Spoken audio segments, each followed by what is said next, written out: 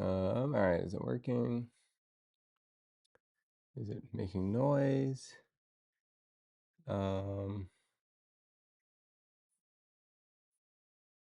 Am I streaming? Okay, let's see. Test, test. Hey, quality, welcome, welcome. 1 second. One moment. Let's see. What have I done? Uh, um, oh, multi-prime. Uh, I saw you earlier in Yvonne's stream. Good to see you again. Yes, sample. I actually remember the stream title. One moment. What am I doing? What am I doing? Well, you know what? Let me just go in here. See if the bot works. Oh, bot is working. Look at that. Boom. Instant. Oh, it's instant. It's literally instant. Like, look at that craziness, guys. You don't even understand. You don't even understand, guys. You don't understand. Instant. Sorry, I'm going to turn up the volume. 1, 2, 3, 4, 5. Camera angle is giving Nana the rest.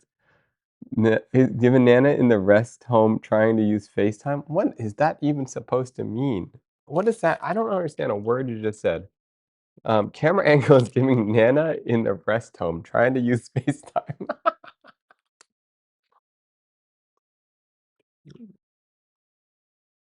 um, oh, the Tweaker Ruby finally got to catch a stream. Welcome, welcome. Um, I prefer whatever Discord caption thing compared to the regular CC on most streams. Oh,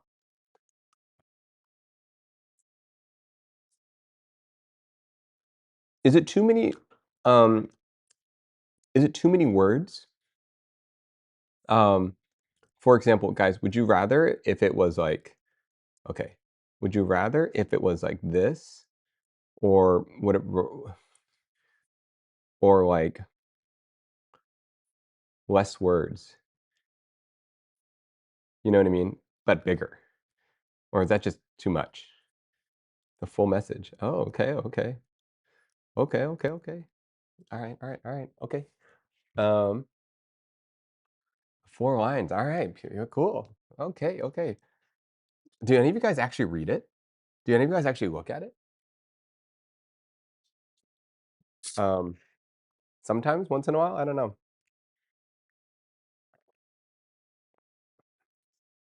I mean, it's definitely like much higher quality translation than it's much higher quality translation than any caption that exists.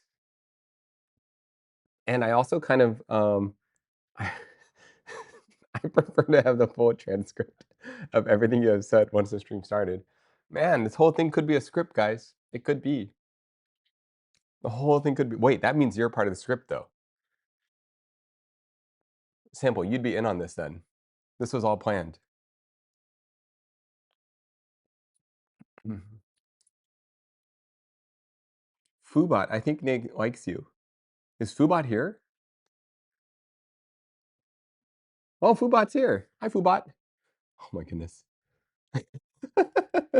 Nate loves me more than his Apple tools. What the Apple stack? What the crazy? Oh my goodness, Foobot is getting more sentient as we speak. That's crazy. Um, oh my goodness. Ah, it's talking back to me. No. Oh, that's crazy. Okay, it knows. Oh, wait. Oh, oh, guys, weird. Weird. All right, all right. Oh my goodness. The bots, guys, they are oh my goodness. Um GZ AK87, welcome, welcome. Um and what are you teaching about? Let's see. Guys, you know what we are going to talk about today? Um we are going to talk about um what is that? Napog? Oh, yeah, this emote looks ridiculous. Um, um, oh, guys, you know what we're talking about? It's the last stream before Thanksgiving. That's true. Guys, Thanksgiving is a weird time. How do you guys feel about Thanksgiving? Like, is it like a, what emotions come up, guys, when you think about Thanksgiving?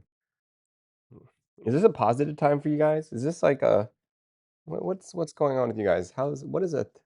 Just another day. Wow. Okay. Disassociating, I see. Alrighty. Okay, okay. Hungry. Okay. Primal needs being like coming out. All right, all right. Don't enjoy it at all. Okay. It's a little cool, I guess. All right, interesting. A little bit guarded, I guess. I don't really enjoy it. Okay. There's like a little bit of a, I hate Thanksgiving because my birthday will be on the same day as Thanksgiving most of the years, and turkey. Is your birthday on November 23rd? What day is your birthday? Well, you don't have to answer that actually. Um, we don't do Thanksgiving here. Wait, what? You guys don't celebrate when the Indians met up with the New World? What's that guy's name? Christopher Columbus? And they shared a turkey together? That's not a big thing for you guys? Guys. They shared a turkey. They brought a turkey and they ate it together. Come on. No, not a big deal.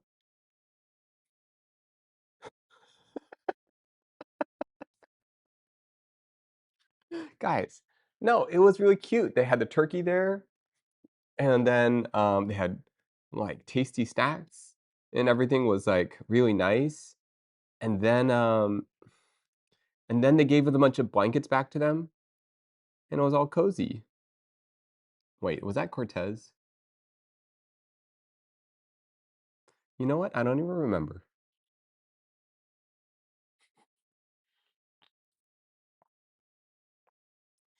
Um, it used to be a nice time to take a break and spend time with the whole family, but it's been harder to do that in recent years.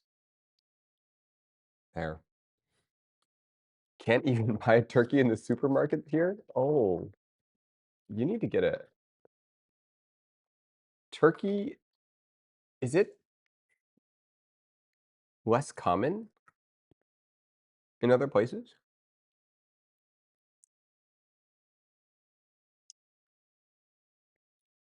Okay, when I think of turkey, either I think of Thanksgiving or I think of like deli slicing turkey meat.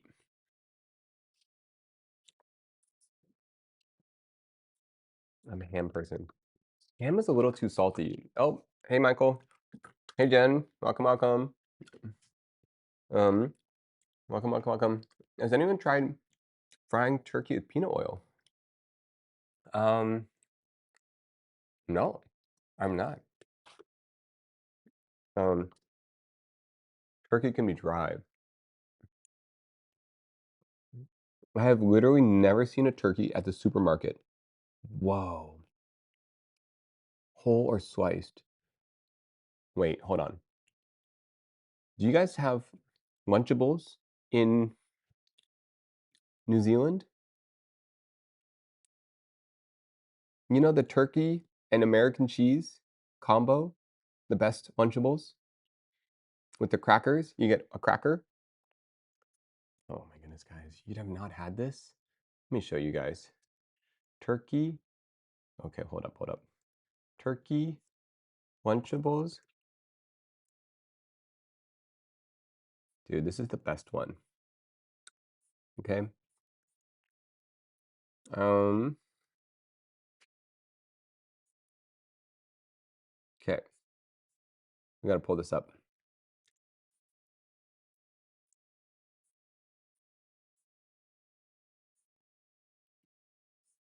Okay. Oh, sorry. A little big. Guys, this is what you need. All right. This guy. This is the good one. This is my favorite one. Wait, we need some filters here. We need to color key out the white.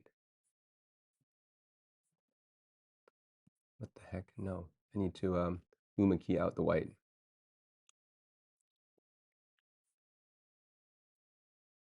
There it is. Look at that. Boom. Guys, look at this. Oh, if you want to be like kind of okay, transform. Need to rotate this a little to make it extra cool. Well, actually, um, guys, this is what you're missing out on.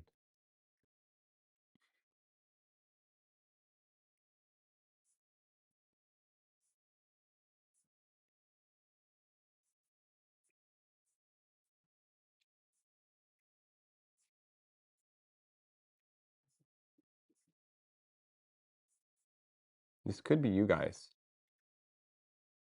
Literally, this could be you right now.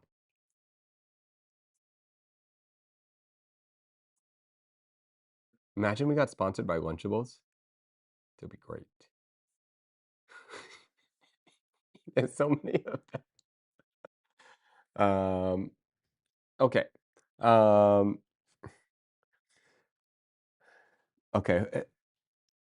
The nachos are the best? Oh, the pizza? No, no, the pizza tastes like a piece of cardboard, but it was the coolest. Okay, nachos and pizza were cooler, but this was the tastiest. Okay.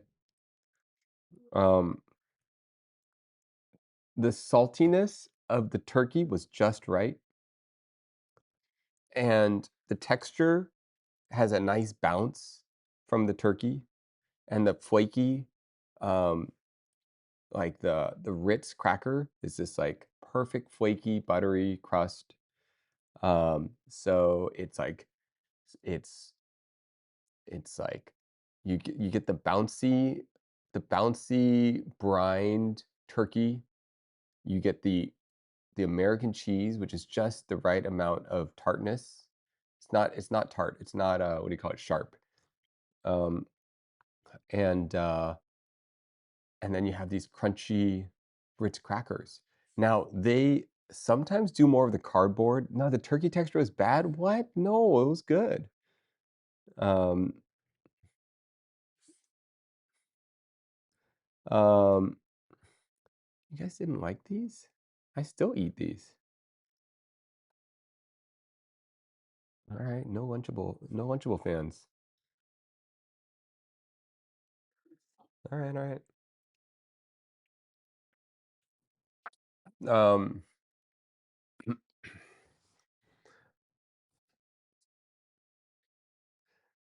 it's in the refrigerator section of the store, and if you're taking it to middle school, most didn't have microwaves for students to use.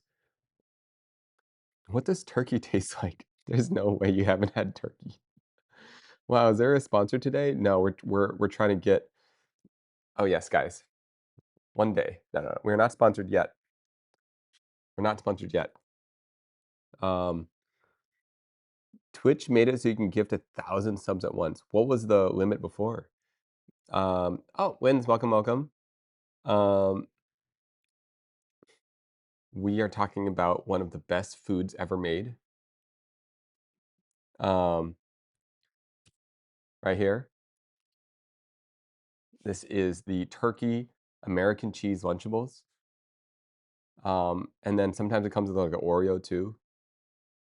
Wait, people have gotten 1,000 already? How much is 1,000 subs? Who's been gifted 1,000 subs? Wow, imagine saying that. Thank you for the 1,000 gifted subs.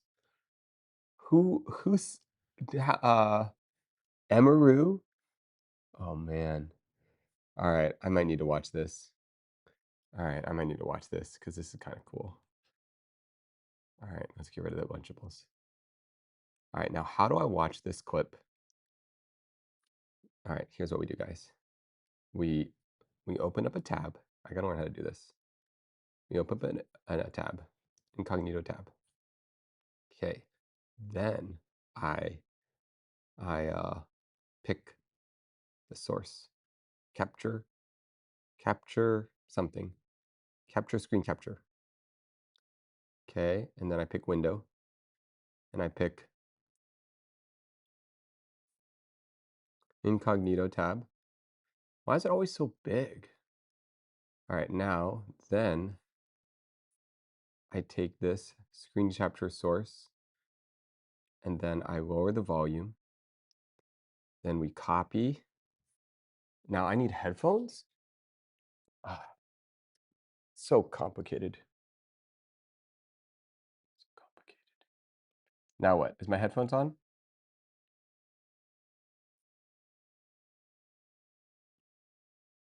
Hello? How do I know if they're on? Hello? I'm gonna place it. How do I know if the clip's on? I need to play a song. Sorry guys, complicated.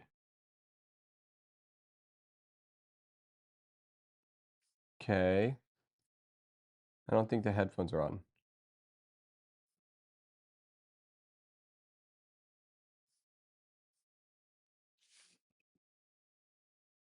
How come it's not working?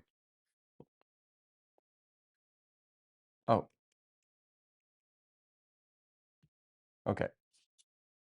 Okay. Okay.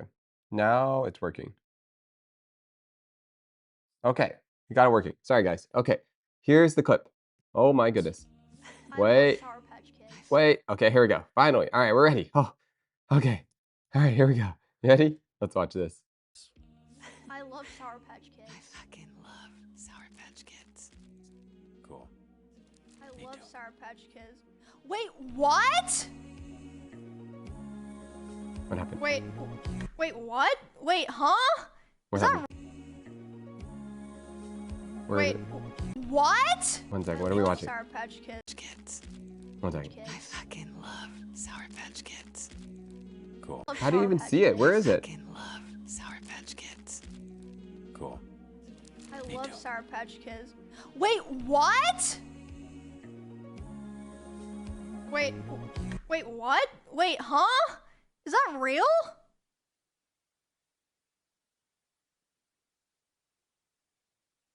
The world's first Wait, is 1,000 that gifted. real? What? I don't know what she's looking at though. What are we looking at? Where is it? How did they even know that happened? They I don't just see it. added what? Okay, I like missed it. It's a sub alert. Okay, so let's think about this. 1,000 is $6. 6,000. Meh, that's not that much. Not that much.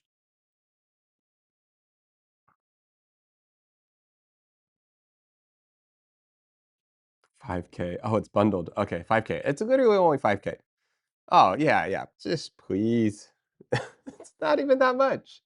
But these turkey cheddar Lunchables, guys, think about this. These are what you want, all right? Gotta try them. If you're in New Zealand and you've never tried these things, trust me, this is where it's at, okay? Uh, put into number series notes. How many iPhones is that?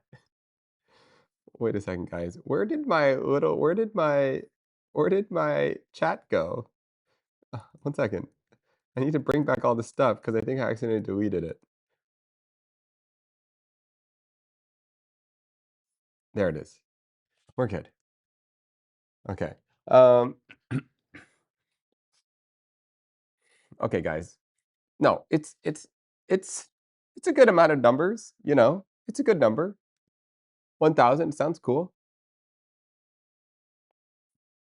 It's cool. It's cool. Um, um, you know, how many subs do you have? Let me check. How do I check? Creator dashboard, stream manager. 112. Okay, it's not 1,000, but it's okay. That's a lot of subs.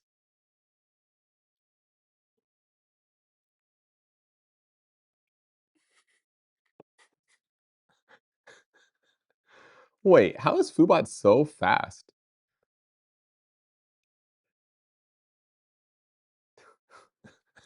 That's kind of crazy.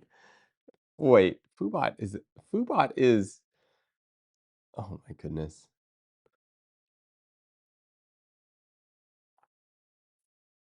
All right. All right, all right. It's weird because I could talk to Foobot. That's what's so weird because Foobot knows about the ornaments. Like it's different, guys. It's not like you're texting. You're not texting the AI. You're just talking.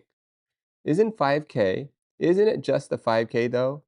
It's it's also however many it isn't just the 5K though. It's also however many of those gifted continue to sub after.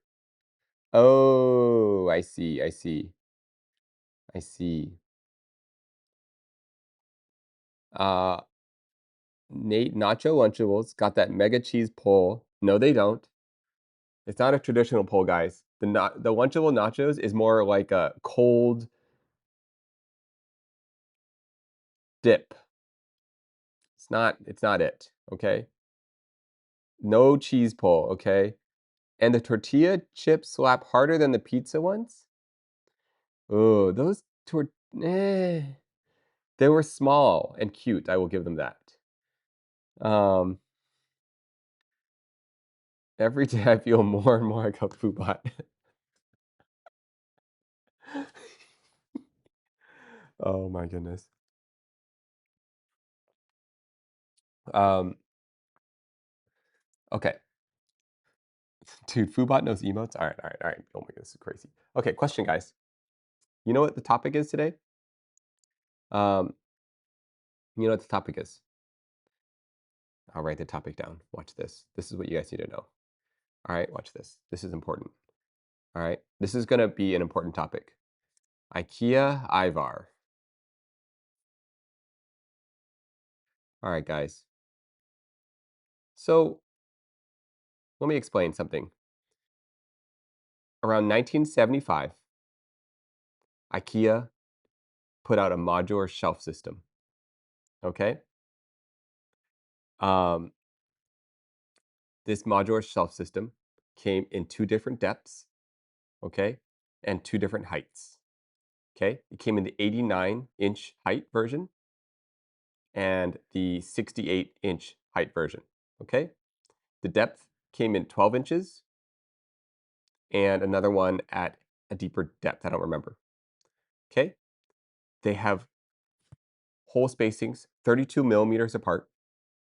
Okay, um, and it is made out of pine wood. Yes, pictures, absolutely. Okay, guys, guys, you don't even know this system. Okay, we need to find a good picture because you guys don't know. Because you guys don't know. That's the thing. All right. Um,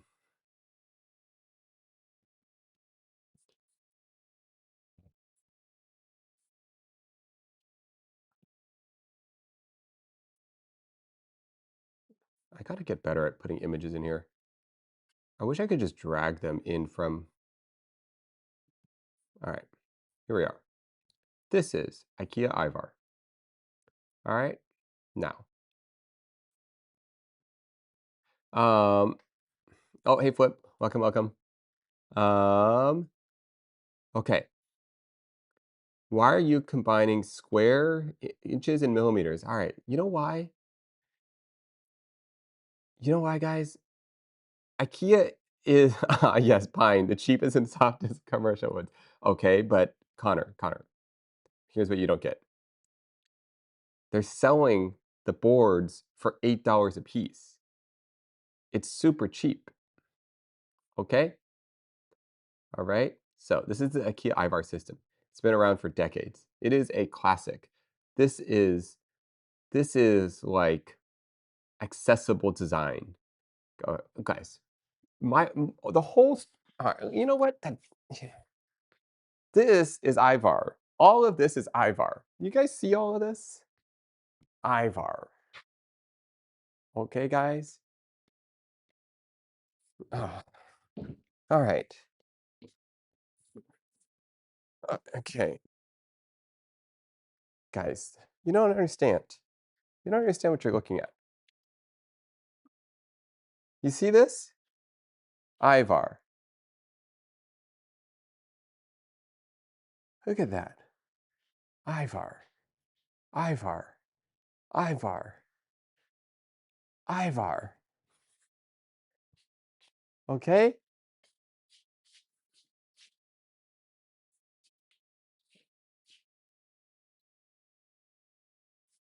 All right? I've been craving Swedish meatballs. How can you do this to me? Oh my goodness, those Swedish meatballs are so good. Why do you still have headphones on? Oh, don't worry about it. Okay? Okay. Ivar. Guys, let me talk about this. Is there no Ivar lovers here? Am I like crazy? Just- I'm so confused. I thought everyone here. I'm so confused. Sometimes I wonder, guys. Is there how much weight can it hold? I don't know. A lot of weight. Okay. Pine wood is sold for 80 cents a board foot. Yes, it is. Okay. But all right. I'm surprised. Who is Ivar? Oh my goodness. This is Ivar. This is a shelf system designed by IKEA in 1975. Okay? It is a staple in the world. All right? We need to respect it. Um,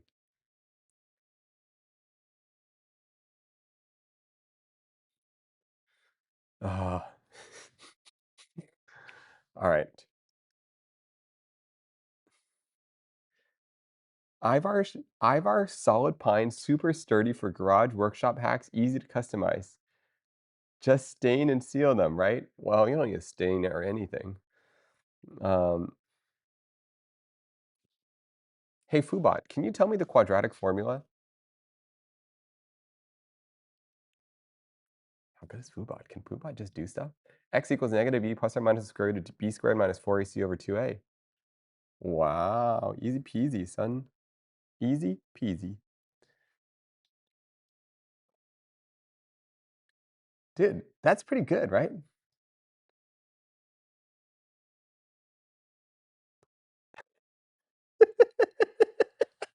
Wait, guys, wait, hold up, hold up. Wait a second. Does that mean at any time we can be like, hey, Foobot, what's the melting point of stainless steel?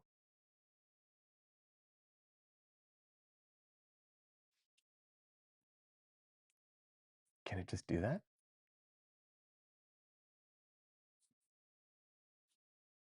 Foobot. Oh, it didn't hear me.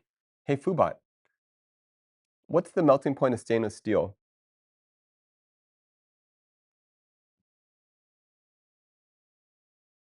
Oh, it's okay.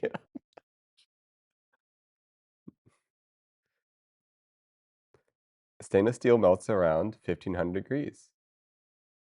Hey, Foobot, we don't use Celsius here. We use Fahrenheit, the greatest and best form of measurement.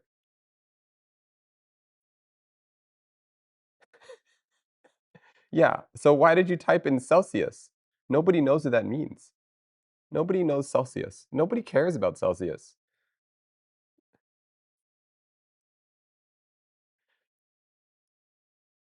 Hey, Foobot, what is the melting point of stainless steel minus the melting point of copper plus the melting point of aluminum divided by pi plus the melting point of nylon plastic?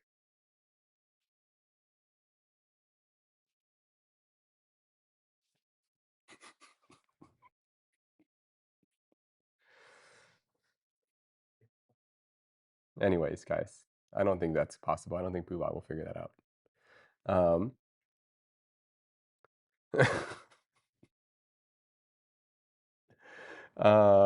Crying because Robert Irwin won Dancing in the Stars. Ooh. Um, um, okay. Okay, guys. IKEA Ivar. All right. IKEA Ivar. Let's get back to the topic at hand.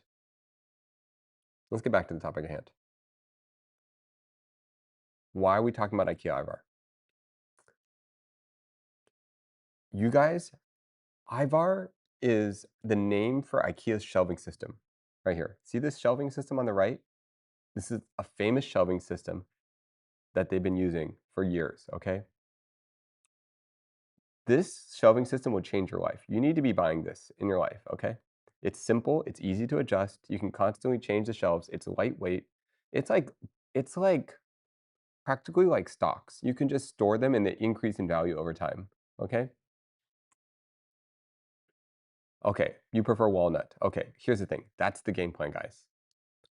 I have a new project I want to do.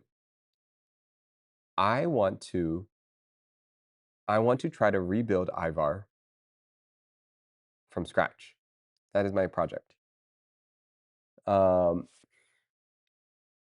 Modular walnut shelves, right? Connor, this is cool, right?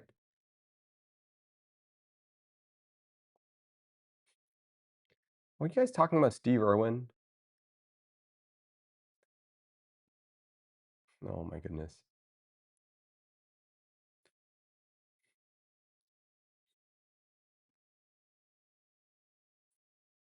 Oh, Robert Irwin. Sorry. Dude, I grew up watching Steve Irwin. I like had some of the greatest like kid memories watching that guy. He was just like he was just like so I don't know what it was.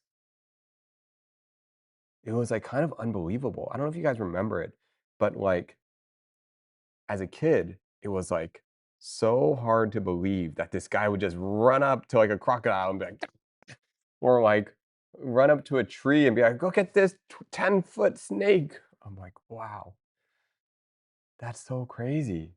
Um,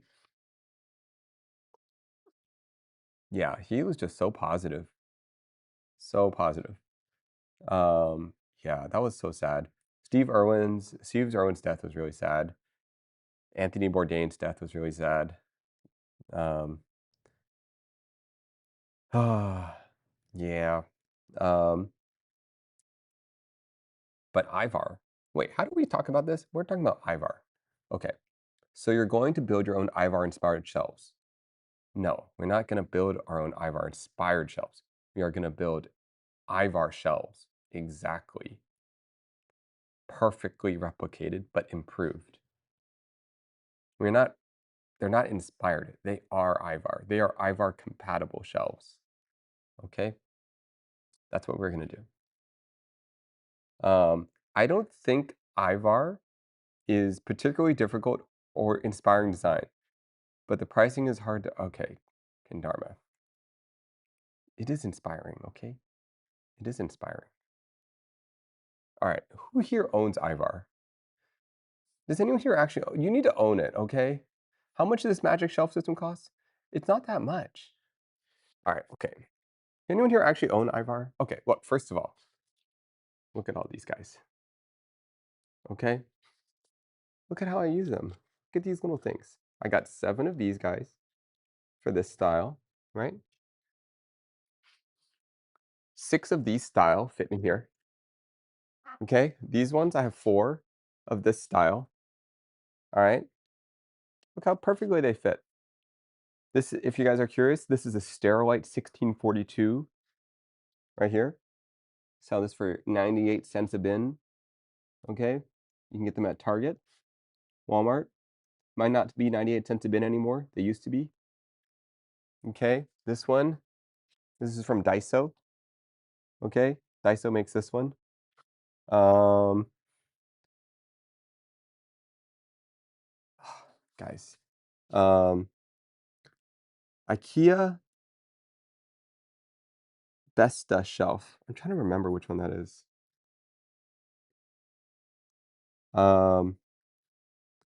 I almost have 40 sneakers. No, these. Okay. Here's what you need to do, July. This is the Sterilite 1642. It's perfect for shoes. Okay, and it's cheap. Find them for 98 cents a piece. Okay, perfect for your shoes. Then you stick them in here, just like this. Boom. This, they come in these pins on the shelf for Ivar. All right. It's 4 pins high. 1, 2, 3, 4. Right? So 4 pins will get you this height. Perfect for shoes. Okay? Also, you want to know something else cool? All right. If you have Festool sustainer systems, this is the Festool sustainer. Look at that fit. Perfect. Festool sustainer. Okay? Yeah. Okay? And you can change them. They have these pins that you can remove, so it's really easy to adjust your shelves anytime you want. You can add shelves. All right. IKEA, yes. No, I have lived with, okay. They're stackable, kind of. Um, this is why IKEA thinks 5K is nothing. No, no, no, no. You know what's 5K? I'll show you something 5K. Let me show you something 5K. Where's something 5K? You know what's 5K? I'll show you. Look at this guy. Boom. This is $5,000. Right here. That's 5K. Um, nice box, exactly.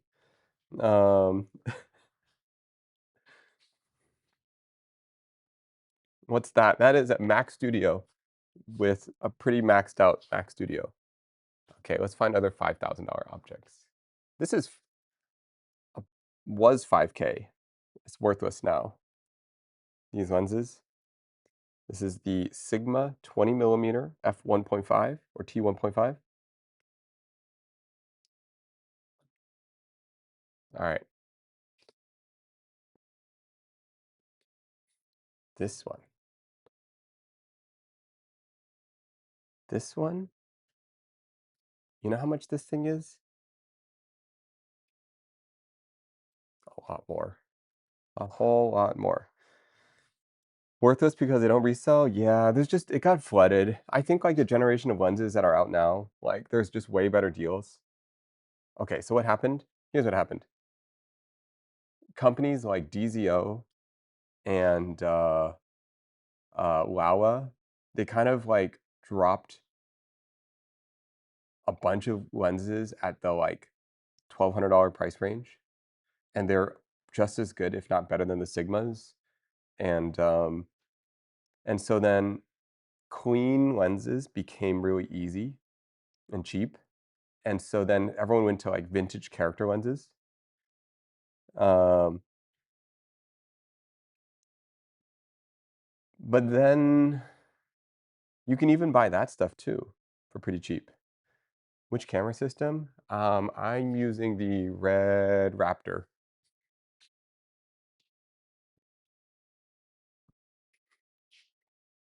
This is the camera system.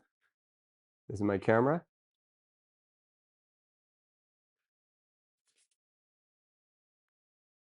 Right here. Do, do, do, do, do.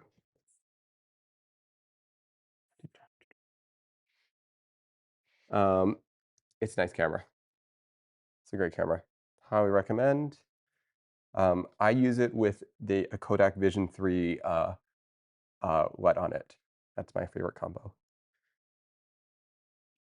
Okay. So anyways, IKEA Ivar.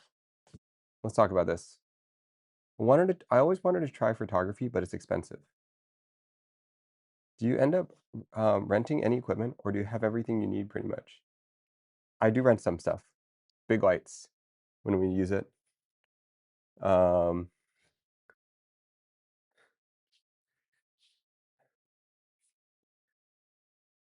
trying out photography. You know, you could get a lot done. It kind of depends. If you're into like technical photography and you like nerd out about tools and lenses, then yeah, it's an expensive hobby. But you can get really great photography. If you're not into that and you just care more about like the art direction and stuff, then your iPhone's more than good enough. Um, yeah, shoot with what you have. Exactly. If you're into that, like, um,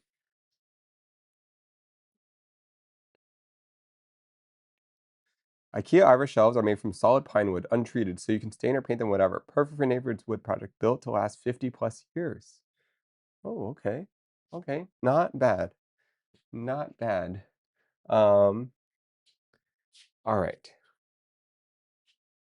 So we're gonna build IKEA Ivar.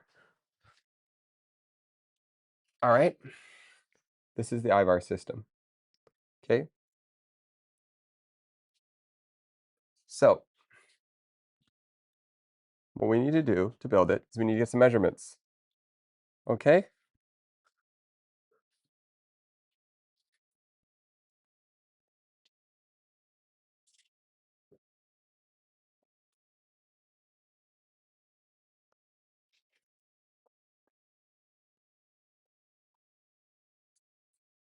All right. So whenever you want to reproduce something, this is okay, guys. This is real talk. Let me teach you guys some real stuff. This is real talk. You need to learn how to measure something. Real Learning how to measure something is very hard. Okay? Honestly, I've been measuring things for many, many years, and I'm still learning how to measure. Okay? So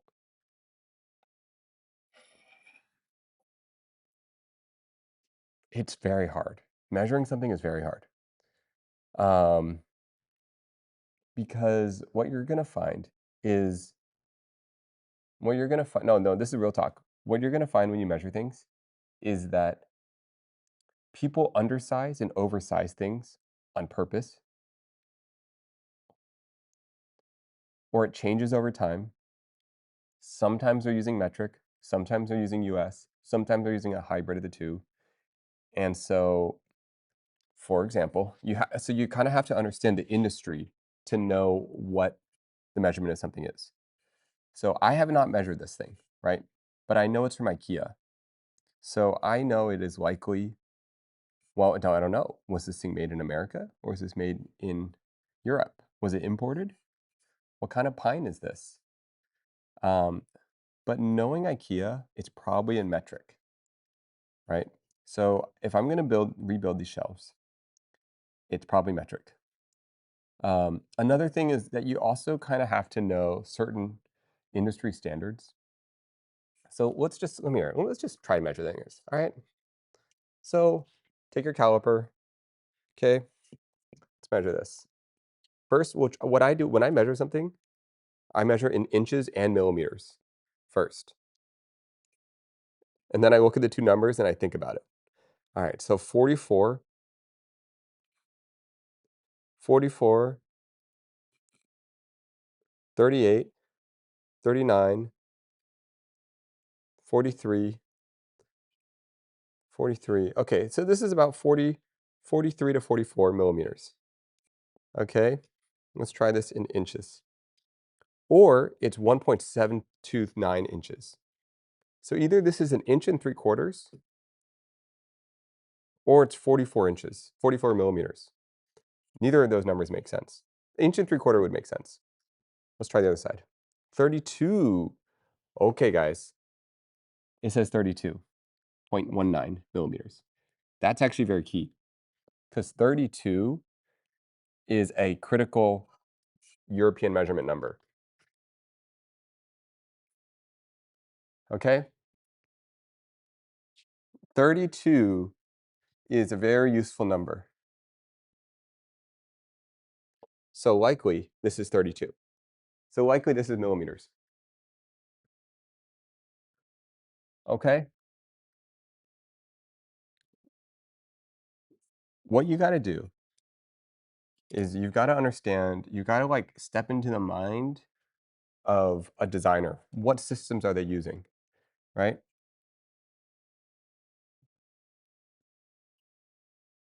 Um, 32 powers all computing. Okay, yes, that's true. But Fubot, can you explain why 32 is important in furniture making? In millimeters, 32 millimeters. 32 is a magic system in furniture. Nate uses for Euro hinges, shelf pins, precision hole spacing for cabinet drawers, etc. Keeps everything in modular and pro level. Wow, that's actually spot on. Okay, so, wow, Fubot actually knows. Only smart one here. Okay. Um, all right, so what do we have here? We're measuring out this guy, right? And what do we get? 32 millimeters. You guys see that? 32 millimeters. Boom. What do we know? This system is probably, we know it's probably metric, and we know it's 32. Okay, so what is the spacing here between these holes? Probably 32. All right, so now let's try, let's set now to 32. So I'm going to set the calipers to 32. Okay, setting the calipers to 32. And then we're going to look at that. Okay, approximately right. All right, but let me tell you, that is not the right way to measure. Okay, you cannot measure two hole spacings apart and get the right measurement. You know what we need to do? I'll show you. I'll show you what we need to do.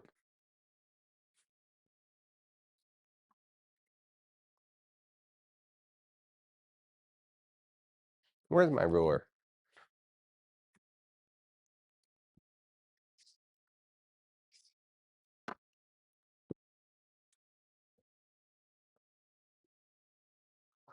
Okay, what you need to do is we need to measure across this whole distance. We need to measure across the distance of 10 holes. That's how we find a much more accurate measurement. Okay, so let's just do it. I would do this with a proper ruler, but we're going to do this the easy way because it's easier to visualize. So we're going to do, I'm telling you guys, measuring is an art form. I'm not kidding. This is real talk. All right. Now we can pick the center. So either I can measure off the center of this hole. Let's just start with the center. So if this is 32, then 10 holes later, we should be at 320. So let's make sure we're at the 0 mark here, center of the hole. We're going to go all the way to the 10th hole right here. 10th hole, 320. Exactly dead center. Okay, now obviously this tape isn't the best, but you guys get it. Okay, so that's how you measure something, right? So we know these holes are 32 millimeters apart. There's different measuring techniques for every single thing. But what we know is that they're probably using a universal, okay, what I can tell you, okay, oh my goodness, sorry. What I can tell you is, oh my goodness, what have I done? Um,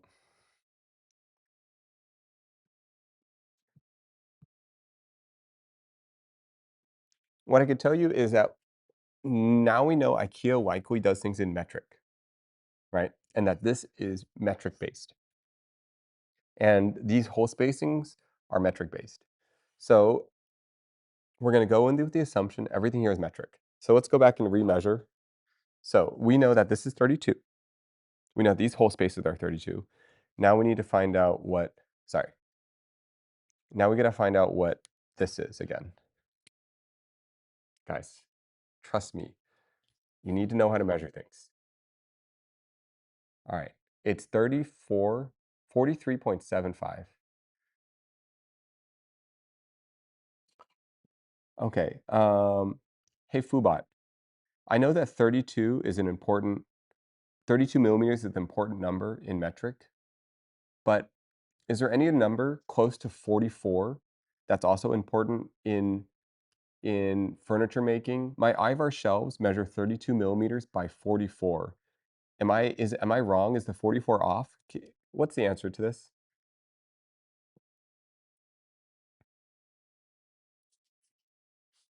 44 millimeters is spot on for ivar pine. It's a standard slat thickness paired with 32 for spacing and modularity. Metric furniture loves multiples of 20, 32, and 44. Okay, hold on, Fubot. Are you just making this up, or do you have actual evidence of this?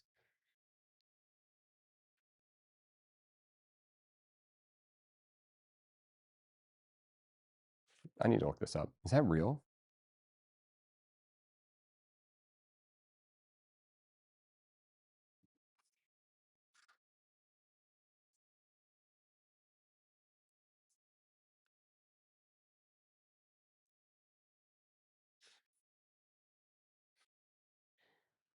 Hmm.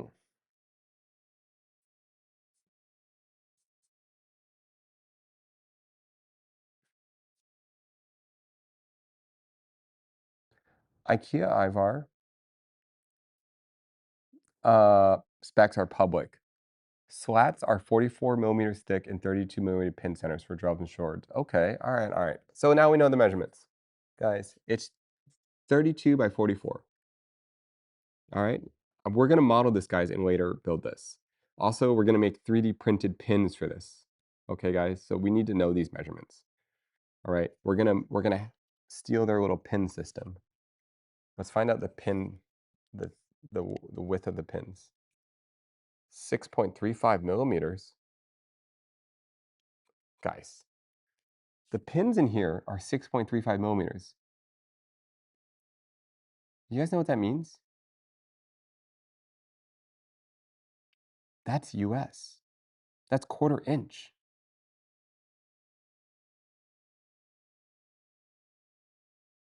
6.35 millimeters?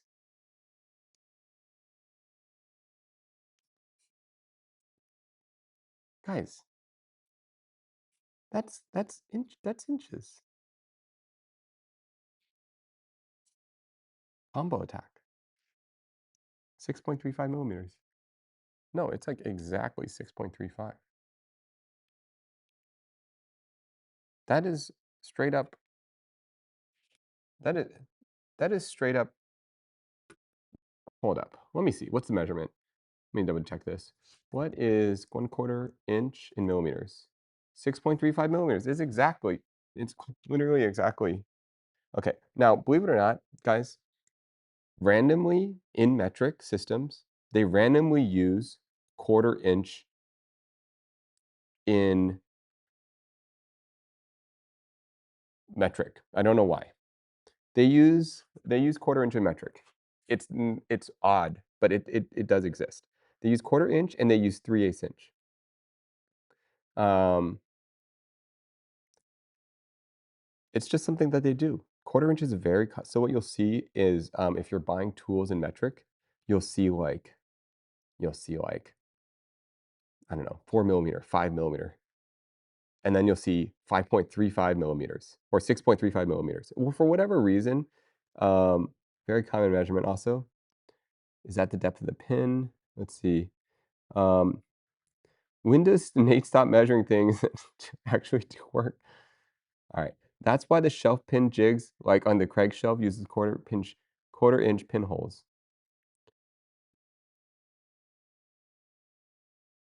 Yeah. Okay, guys. So what do we know? All right. We have the measurement of this. 32 millimeters by 44 millimeters by 32 spaced apart by quarter inch holes. All right, last measurement. We need to find out this one.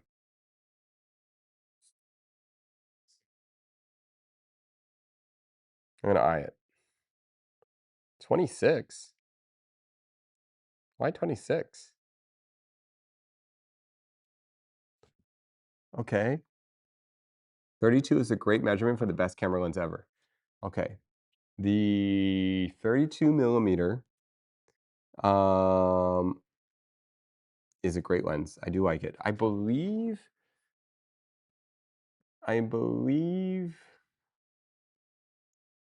the who makes 32 millimeter lenses? I think Ultra Primes have a 32 millimeter lens. Yes, don't let that. You're right. Let's get back to the business. Sorry. Thank you. All right, guys, this distance is 26. So we have all our measurements. I know it's hard to follow, but it's okay. Trust me, it'll be useful. We're gonna study this system in a long time. 32 by 44 by 32 by 26. Okay, by a quarter inch. All right. Now, why is it important to be able to measure things?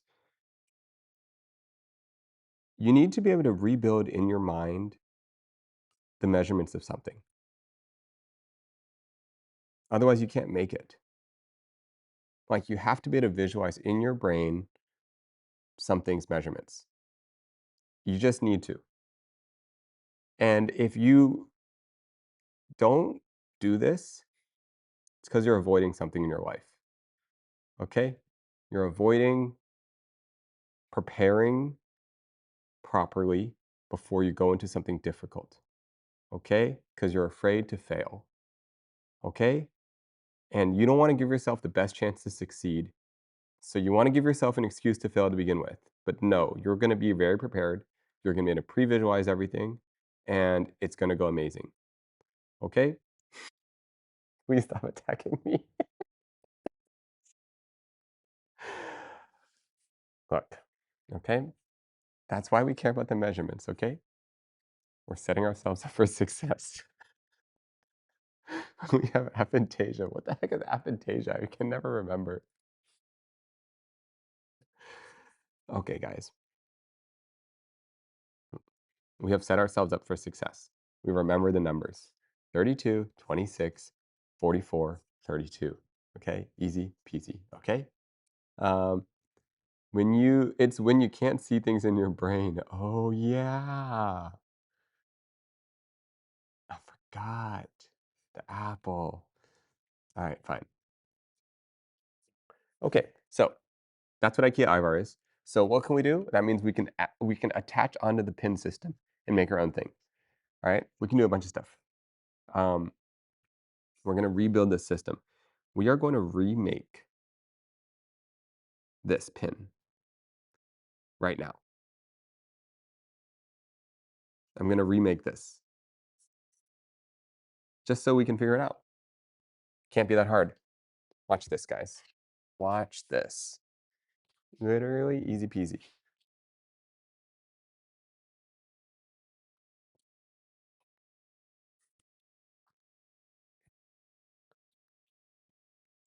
Okay, what was it? 32 by 44. Surely can't be that hard. Absolutely not going to be hard at all.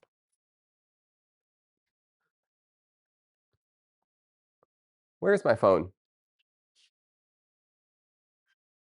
It's upstairs. No, this is not going to be that hard, guys.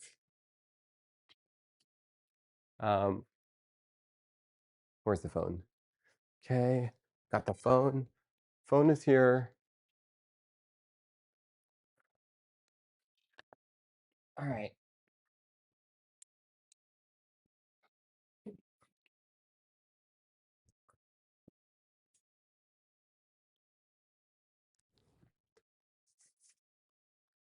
Okay. So we have our phone.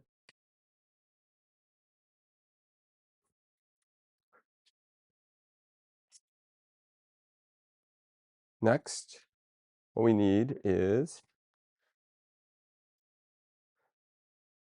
we need a camera.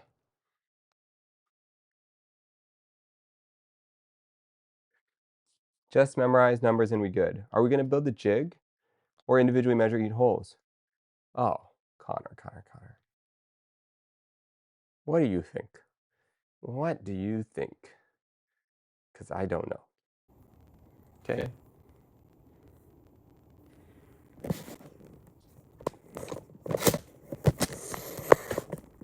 Guys, don't forget, guys. Connor actually knows what he's doing. That's the thing. That's the thing, guys. We're not. Connor knows. Connor knows. Okay? Gotta respect that a little. You know? So we'll just have Connor decide how to do it. Echo? Oh, sorry, guys. Sorry. You're gonna give up halfway and have Patty finish it for you. What? Are you? There is no way that you guys think that way of me. There is no way. Absolutely not. Okay. Um,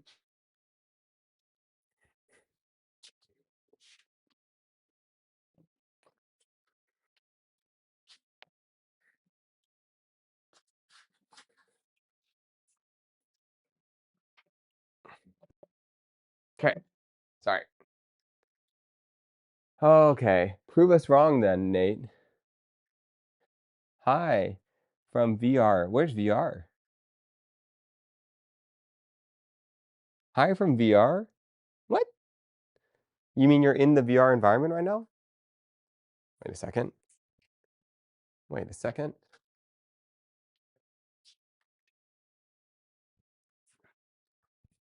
Okay. Next, we have. Okay. Now we have chat with you guys. Okay. All right, now I can see you guys.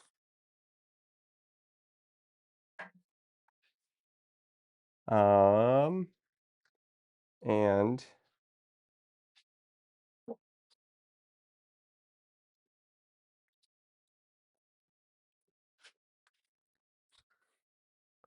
okay.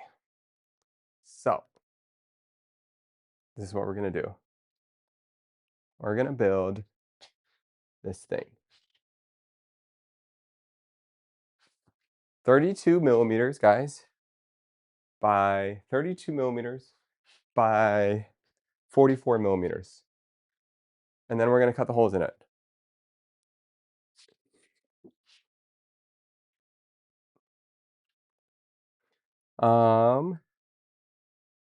32 by 44.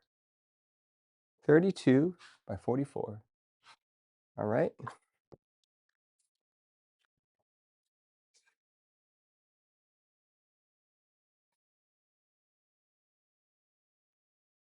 Okay. 32 by 44. All right. So what is Connor saying we're doing? Connor is the resident expert, so we're just gonna do whatever Connor says. So watch this, guys. Measuring this thing out. 44 millimeters.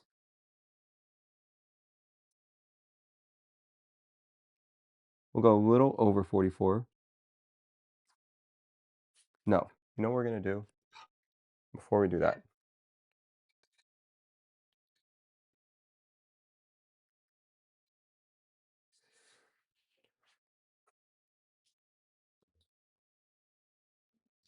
We're gonna clean up this area a tiny bit. That's what we're gonna do.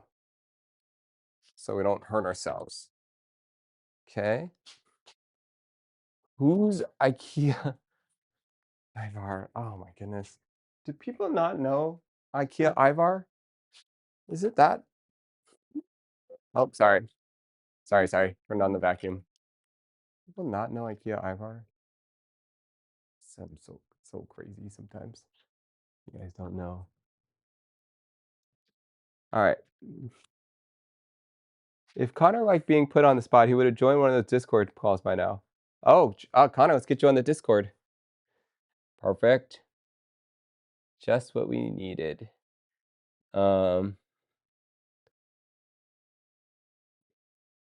what we needed. All right. You know what we're gonna do? We're going to do something fancy, guys. We're using a fancy tool. All right, this is the tool we're gonna use. You guys know this tool? This is an advanced tool. All right. This is called the jointer. Yes. Okay. So what we're gonna do? Let me explain this tool, guys. This is actually a really sorry. Let me take these off. This tool is a little crazy. Watch this. So first of all, make sure it's unplugged before we mess around with this tool. All right, it is unplugged. Okay. All right. So what does it do? It's got a blade underneath here. Look at this. Look at this blade. Okay. Fancy blades. Okay. So what this tool does is you are going to run wood through this tool. All right. We're going to go through this concept a bunch, but you're going to basically run wood through this, right? And it's going to flatten this side of the wood. Okay. See how it's not flat right now? Take a look at that. See how it's like all crooked? If you look very closely, you'll see it's not flat. Look at the way it is. All right. Okay. So what do you need to do? Look at that. See that, guys? This is going to flatten that. So here's what we're going to do. I'm going to cut the audio because it's going to be loud. And we're going to run it through the joiner twice, and then I'm going to turn the audio back on. All right, one moment. You'll see what happens.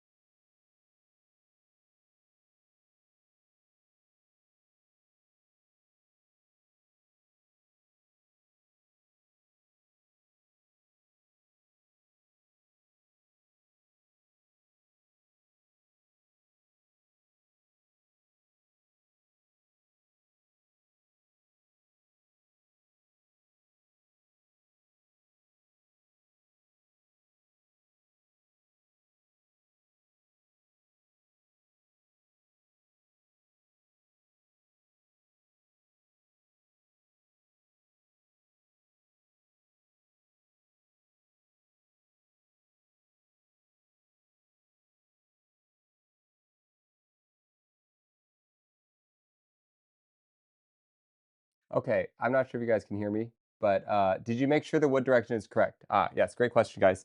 So when you do a joiner, you have to make sure the grain direction. Think about it like a cat hair. Okay, cats don't like to be pet the wrong way. Wait, you know what I mean? You want to pet a cat head to tail. All right, you don't want to pet a cat tail to head. So wood grain is the same way. Okay, so think of these as the fibers. All right. So you can kind of imagine the fibers are all sticking out, right? So if I cut this way, I'm not sure if I'm doing this right or if I'm inverted. Okay, if I cut this way, it's like petting a cat from tail to head. You want to cut this way because the fibers are laying down. All right. If you pet wood the wrong way, it will bite. Exactly. All right. Now, let me show you guys.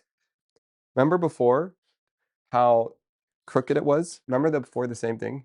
Here's that same piece of wood, guys. Guys, look at this. Look at this finish.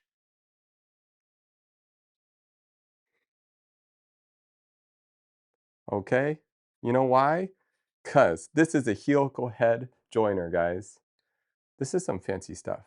You guys know what helical head is? All right, let me explain. All right, this is not just a random planer, guys. Okay? This planer has these really nice carbide helical inserts. All right? Basically, it makes cuts like that. Okay? Look at this, guys. Look at this cut. That is no sanding. We didn't even sand it yet. It's perfect.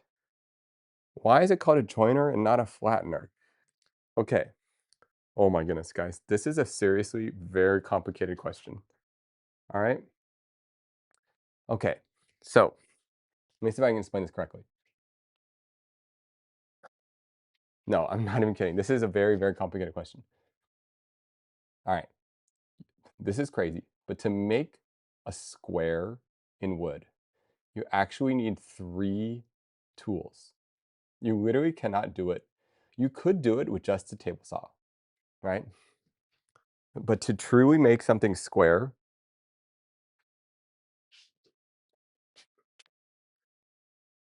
all right, guys. And when we talk about square, all right, I don't want you guys thinking square is what you guys think square is. All right? Let me tell you something, guys. This is not square. Okay? You might think it's square. It might even look square at first, but it is not square. See that little bit of light that's coming through? That's because it's not square. No wood is square. Okay? No wood starts out square. You want to know something that's square?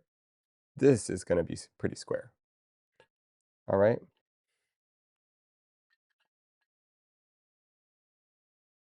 Okay, you know what? Why is there a piece of white coming through this? Hold up. Is my square not square? What the? Wait a second, guys. Is my square not square? This is not good. Wait a second, guys. My square is not square. What?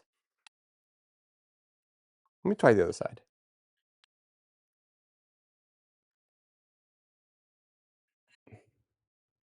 No, no, no, guys, it's square. There was just some dirt on it. All right? There was some dirt on it, that's all. Okay, guys. You hear this? No movement. Oh, there is some movement. What the heck? Let me get another one. That's a bad square, guys. Don't look at that square. Did I drop this? All right, new square, new square. Queen, it's queen. Look at this, guys. No movement sounds. This one's square. No, they're both square. It was just a little dirty. Okay. All right. So here, let me explain. All right. First of all right. So I saw white. No, guys, this is square. These are square, guys. Okay. All right. To at least 1,000th of an inch. All right. So here's a concept. Here's a concept. All right. How do you get? Okay. So to make, oh, man, this is actually very hard to explain. If you want to make something square in woodworking, it is really, really hard. So first of all, you need one starting point. It's called the reference side. All right. This is our reference side. Okay, guys? We made one good side. All right? All we've done so far is made one side flat. All right? That's all we've done. Okay? That's all we've successfully done. We've only made one side flat. So the next challenge that you have to do is you now have to make the other side 90 degrees to this side. That's not easy. Okay? So that's what the joiner can do. The joiner has the ability to make this thing 90 degrees. Okay? This can be 90 degrees exactly. That's what the joiner does, okay? Planer is next in the step of the joiner, yes. Okay. It's not that hard. Okay. Okay. It's not that hard. It's not, okay? I agree with you. Okay, I agree. So let's go ahead and do it. All right. So you know what? This thing's too big. All right, this joint is too big. Well, first we're going to cut this down. So next, let's cut this down to size. We have one good size. So next, we got one good size. This is our reference side, right? So from the reference side, we're going to make another cut. We're going to go to the bandsaw. All right.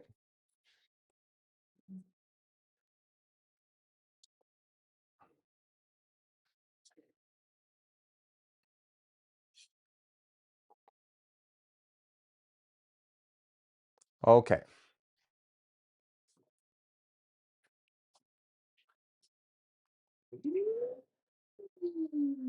Sorry, kind of loud. We're going to go to the bandsaw. All right, and what we're going to do at this bandsaw is we're going to just trim this thing down a little bit. All right, so unfortunately, I have to mute you guys because this thing's too loud. It actually isn't loud. I don't know, guys. I think it's going to be loud. You guys want me to, do you want me to mute the mic for this bandsaw?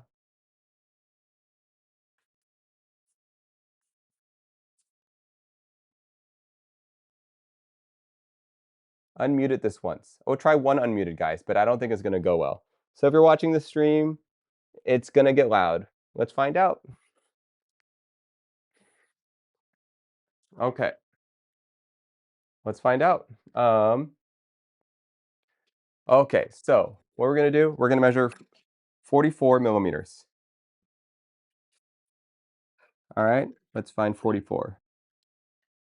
40, let's go bigger. Let's go 46. Let's go 47. Let's go way bigger. Did not to be perfect, guys. Not right now. All right, so this is going to be reference side right here. Okay.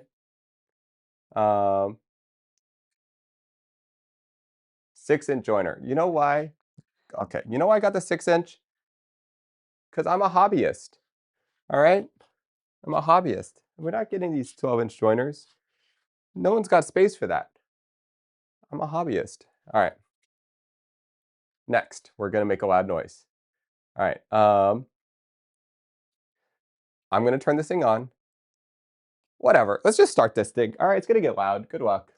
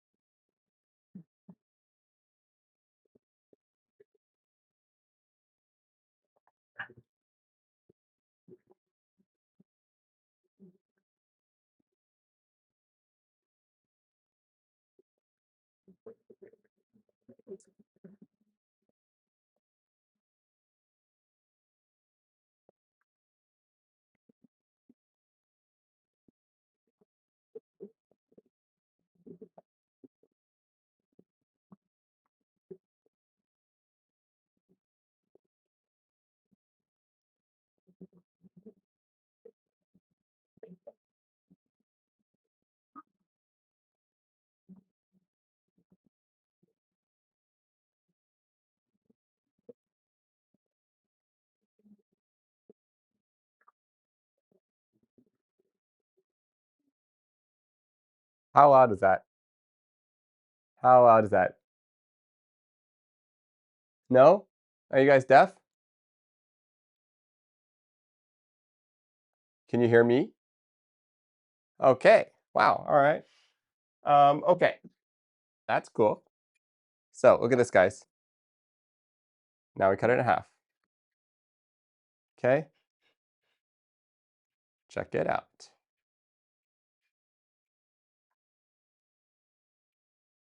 All righty. So, okay. That's the bandsaw. Okay, guys. It's a great tool. Now the thing is, the bandsaw leaves little marks like this. All right. But if you know anything about woodworking, you'll also know that this is pretty good for a bandsaw. So yeah. Anyways, all right. Okay. So what do we got? We got ourselves 47 millimeters by 33. What the? It's kind of cutting it close. 47 by 33. So we got extra here. All right, we're getting close. So next one. So what have we done here? Now we got to go back to this machine. All right.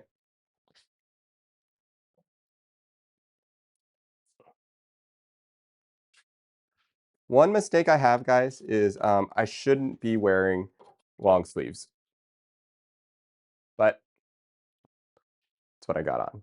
It's cold. Um, okay, so we're gonna, okay. So let me explain again. This is very difficult to understand, but very important to understand. I now need to make this thing 90 degrees. Okay, so what do we have? We have one reference side. Where is our reference side?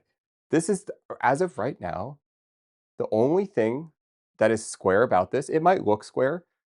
Nothing is square. Every one of these angles is wrong. This is the only thing square. So what we're going to do now is we're going to make a 90-degree face from here. This face is going to be 90 degrees. Okay? That's all we're going to do. So how do you get that 90 degrees? Well, we know this is our reference face. So we're going to place it against this planer, and we're going to run it across the thing. And we have to hope that this fence is exactly 90 degrees. Okay? So how do we know if this fence is 90? Okay? We have our perfect square. All right? That's how we tell. Look how square this guy is, guys. Oh my goodness, it's not even square. That's crazy. There's no way. Have I been using this thing unsquare this whole time? Oh my goodness, guys. My joiner is not even square. There's no way. There's no way.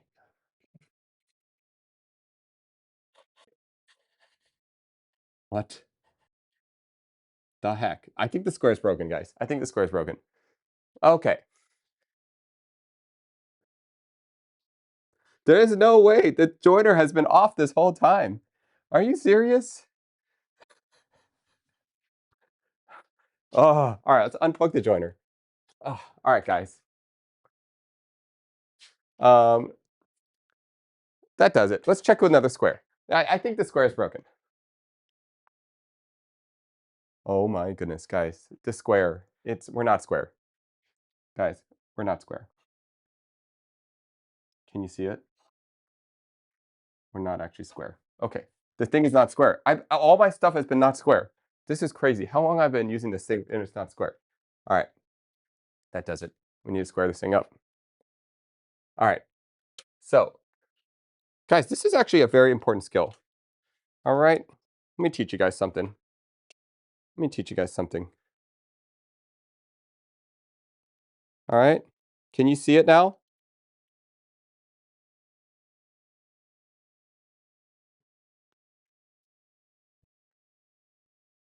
Let's make this bigger. All right. It's not square. I cannot believe all those things were not square. All right. First of all, got to fix this. Okay. So how do you make things square? All right. Well, you loosen this thing in the back. Look, you just bend it. Oh my goodness, why is it so loose? What the heck? Why is it so loose? What's it even doing here? What is it? Why is this not tight? There is something off. Oh, the pin in the back. Someone didn't set the pin, and it wasn't me. Oh my goodness. That's what was wrong, guys. Look at that.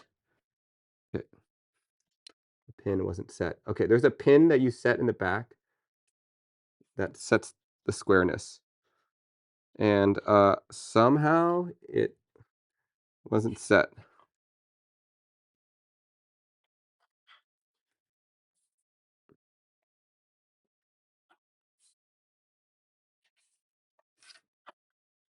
That's square. Let's lock that in. All right. We need to crank this thing down. That's what we need to do. That's unacceptable. Okay.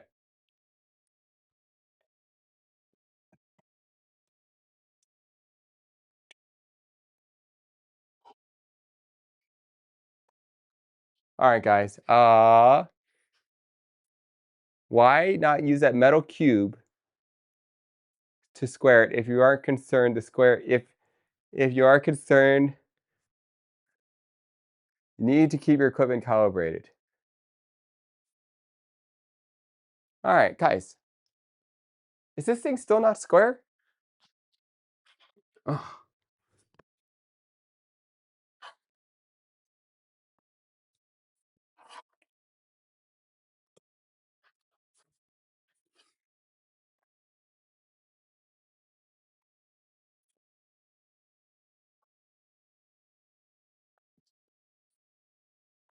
Is it square enough? Square enough, right? Oh, it's still not square.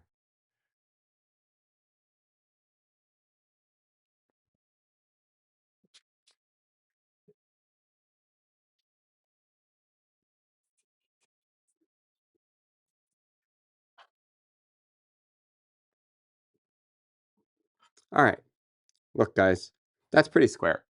So, all right, here's the lesson, guys. That's pretty square. You can't see it. It's square. You see light? Oh my goodness. You don't even know what you're talking about. There's no light. It's perfect. Literally perfect. Um, okay. So, let me explain something, guys. This is actually like a profound idea. Okay? This is no joke. This is like a profound concept. It's very hard. Like, how do you know if something is square? You have to have a reference tool. All right? The only way to know if something is square is you cannot use a measuring tape. You can barely use, you need a tool, a reference guide, and you have to buy a calibrated reference guide. That is the only way to know if something is square. And when you buy it, it will tell you how calibrated it is. How do we know? Um, no, Fubot, that is absolutely not the way to do it. Okay, so these squares are all going to be, so a machinist square, guys, if anyone's a machinist, correct me if I'm wrong, but it should be square to smaller than 1,000th of an inch. That should be like 1,000th of an inch is the minimum requirement for squareness in machining worlds, preferably 10,000th of an inch. There are tools that can go to 100,000ths of an inch, and it's crazy. Um, there is a, yeah, but essentially 1,000th of an inch is like what we're talking about. We got to go to 10 thou. No, we have no ability to go to 10 thou. There are tools that can go to 10 thou. We don't use those tools. You know, the machines that do go to those levels, 10 thou or 100 thou, have you guys seen them? They like compensate for like temperature even. Like, yeah, they're insane. Anyways, squaring something. It's actually very hard. So you need a reference tool. You need to buy a square. A machinist square is not expensive. You should buy a set of 3, small, medium, large, if you're buying tools. No, it's like less than $100, and you can get them like from AliExpress for like super cheap. They have no measuring marks on them, but they are square, and so you use them to calibrate your tools. All right. Now I'll be honest. I may or may not have dropped this square before, so it's possible it's not square anymore. Okay, if you buy a square, you cannot drop it. Okay, ever. If you drop it, it's not square anymore, okay, guys? Okay? It's we don't know what it is anymore. So we think this is square, okay? I hope your digital caliper is calibrated. Yeah, okay. So that's how we okay, so now we know this jointer. We know this reference face is square. Okay? Ish, approximately. As square as this metal shop. Okay? So what's gonna happen next? We're gonna remove this. All right? We're gonna remove this. All right? So what we know now is that this is 90 degrees. Okay? So what this thing does, it takes off a little bit of shavings here. So we know that this is our reference side right here, this one. Okay? So if I press the reference side against here, right? And then it goes across, don't worry, the machine's not on. And it goes across, and I keep the pressure against this fence, it should make 90 degrees off of this next side. Okay? Um,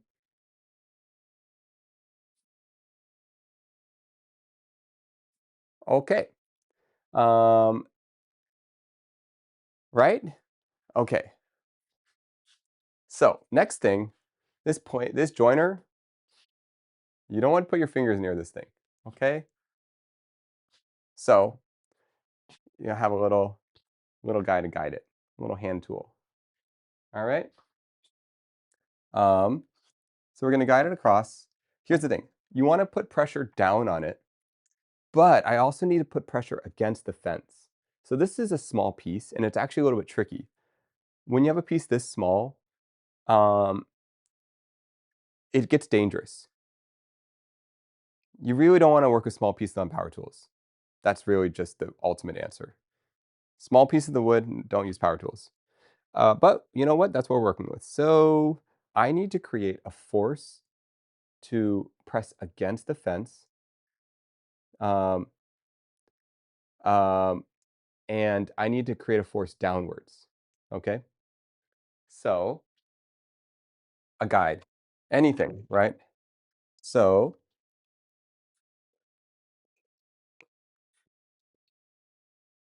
for example, I could even just do this. Okay, that's not quite ideal. But I just don't want my fingers pressing against this thing, okay? I need to create pressure against both sides. This is not ideal. I need a better piece. Um, okay, how about this? This is pretty good. I like this. Okay, this one is nice because it has a little hooks on the bottom, so it'll pull the thing across. Please, Connor, as we speak. Surprised you don't have the micro jig rigger? Please, what do you think this is right here? The micro jig rigger. Okay, this is what he's talking about. The reason I didn't grab this right away is because it's kind of big. All right, I'm gonna turn off the audio because this is just straight up gonna be loud. You know what? No, we'll try it again. We'll try it. We'll try it one more time. Let's see. We'll try it. All right, we're gonna cut this piece. Plug the machine in. This is the jointer.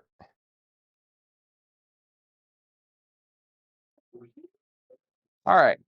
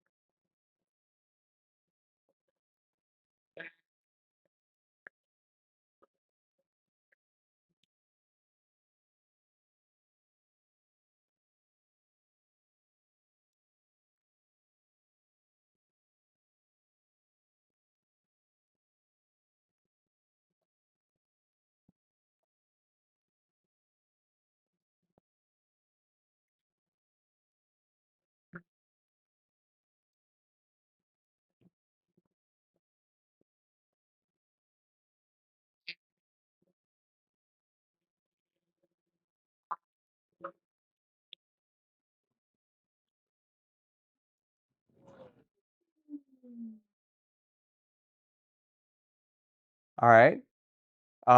Did you guys hear that? Okay.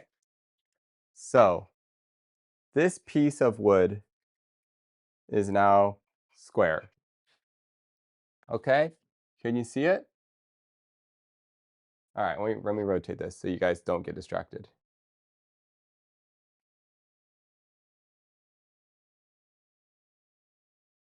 Okay. That piece of wood is now square. Um, so we have a 90-degree side. And you know what? I just did the other 90 just for fun. I did both sides. But really what I should then do is take a planer, right? So this side's still rough. This side, you technically are going to run through the table saw to get your final dimensioning. So let's go over this. Let's go over this. What we did is we took the joiner and we made one reference side. Okay? Then what we did is we used that thing up there with the square and we made a guide off the fence. Okay? From that, we ran it through and we were able to get 190-degree side. Okay? Do we still have 32 millimeter on the short side? All right, let me check. 32 and a half. Plenty. Literally plenty. In fact, I should just run it one more time to make it exactly 32. Okay. So, okay. So, um,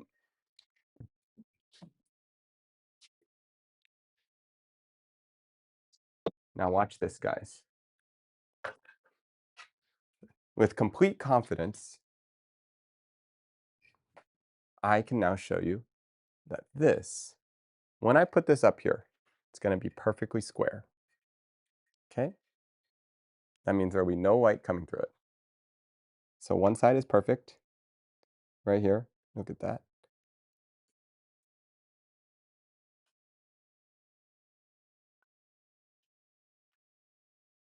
Okay.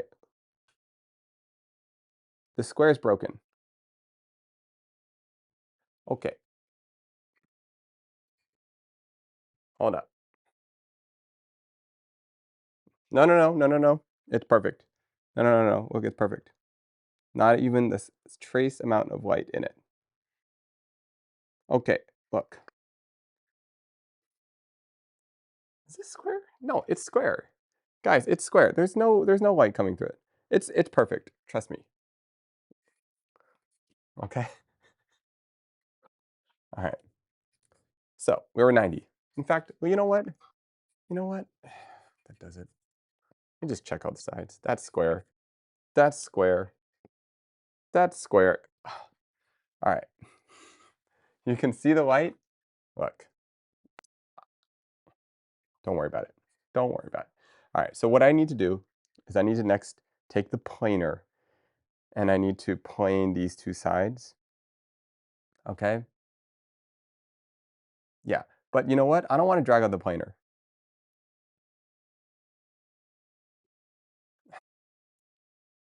All right, fine. We're going to drag out the planer. Okay, fine. Planer.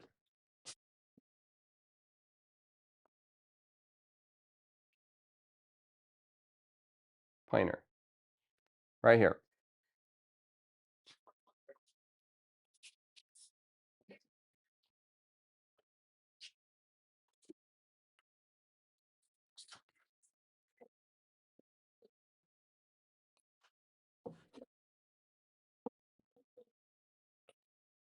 All right, so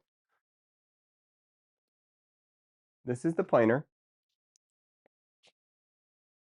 Okay, so next we're going to take the planer and this will make two sides parallel. So we're going to raise this up.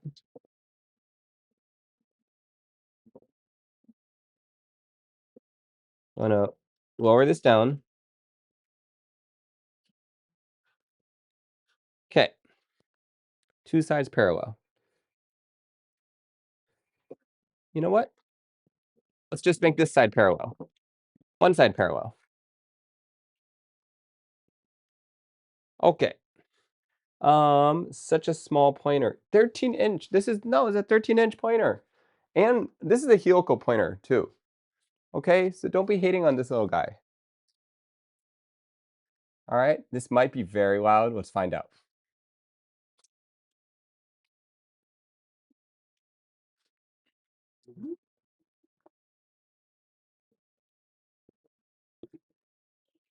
Not plugged in.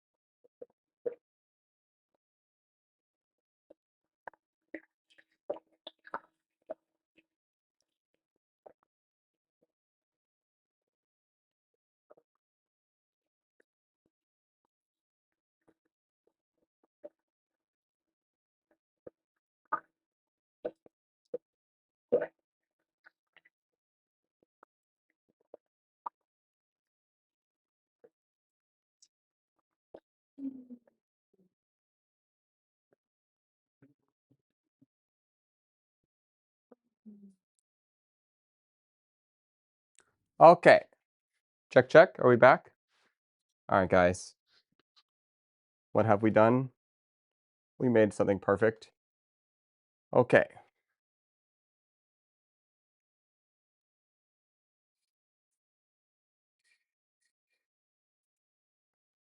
Look. Look at that. Where is it? I can't even tell anymore because they're all perfect looking. Okay. Whatever. I don't even know what side it is. I think it's this side. All right. Look at that. Look at that finish. Okay. So we're square. All right. We have successfully made this thing. All right. There's some. Okay. Now, one thing. I got to cut this to size. 44 is 2 millimeters off. I need to take off I need to take off a little. Okay. So right now we're 46. Let me take off 2 millimeters off this side. And then on this one,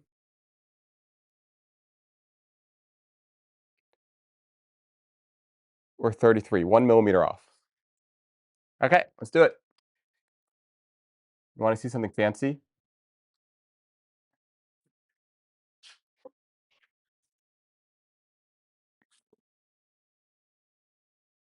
This planer has a DRO.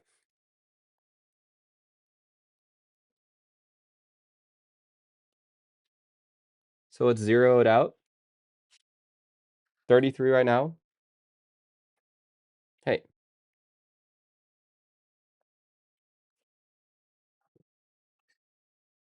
Okay. 33 millimeters. 0. Hey. 0. What the? Where did I zero out? I thought it's just this. Oh, there it is. Okay. So that's 0. So we're going to subtract 2 millimeters, 1 millimeter from this height, 2 millimeters from this height. All right. Easy peasy. So watch the caliper. Watch the guy. So that's at 0 right now. We're gonna subtract 1 mil. Let's do a half mil at a time. Ready?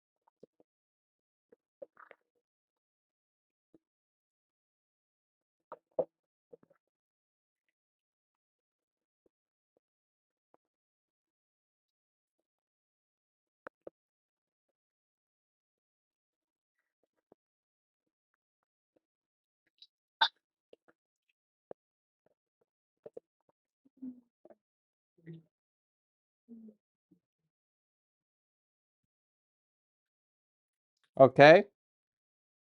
Um, and then wait, 2 mil?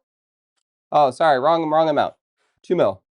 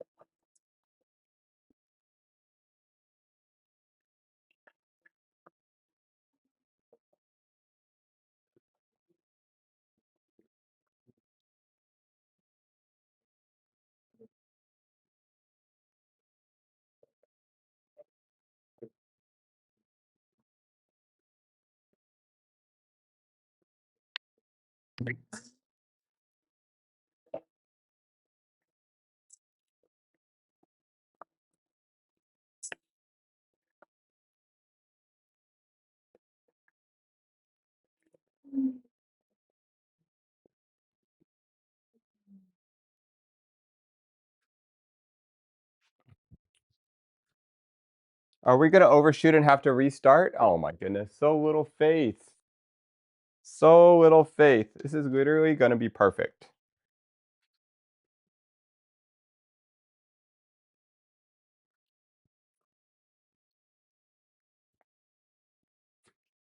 Okay,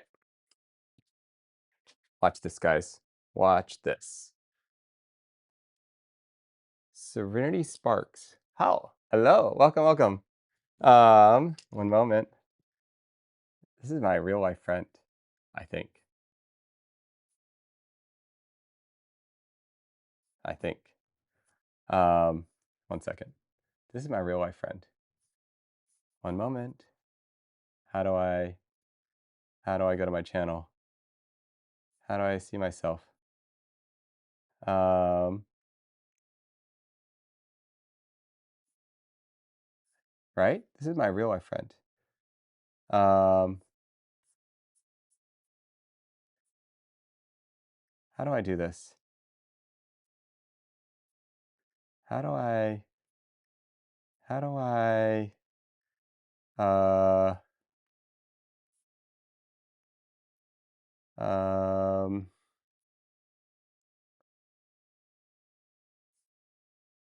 how do I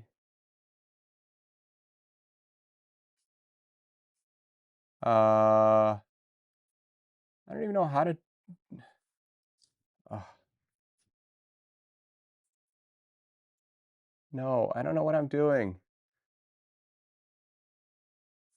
Why is this so hard to add someone? Activities, roles manager. Activities, followers list, content, activities. Um, dude. How do I add how do I add how do we add them to my favorites? Oh, I'm trying to add you know the little red the little diamond. How do I turn Serenity Sparks into a diamond? Yeah, VIP. How do I do that? Slash VIP SERENI Sparks underscore. Did it work? Can you type again?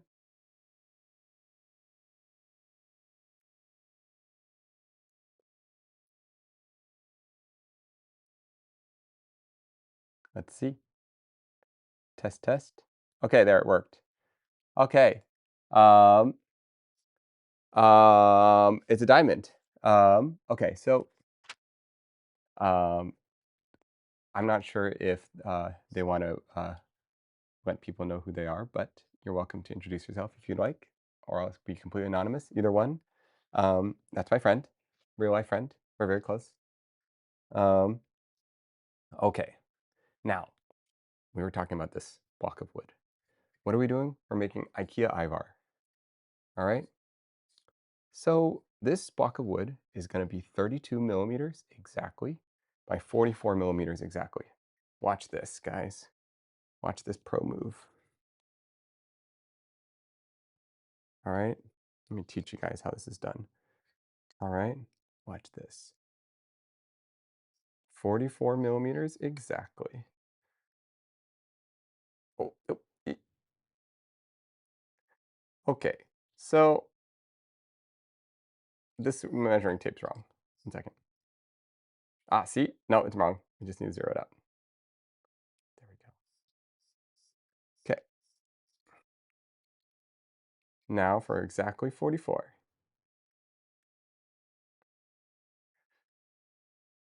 All right. Look. Technically, this is the same size as the IKEA. Okay. Um, this is technically the same size. Okay, whatever. Don't worry about it, guys. All right. This one, 32 exactly. Dude, it's not even. I gotta remove a millimeter off this guy. Um, um, you don't need to praise him too much. Nate is okay. um, you know, uh,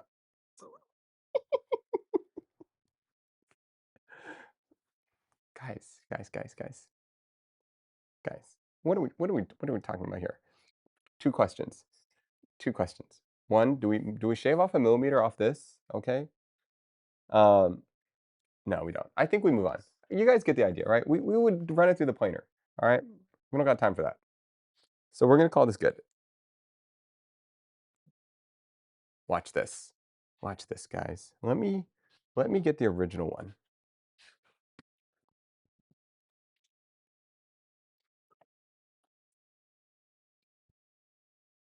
Look at this, guys. Here's the original, and here's the walnut one.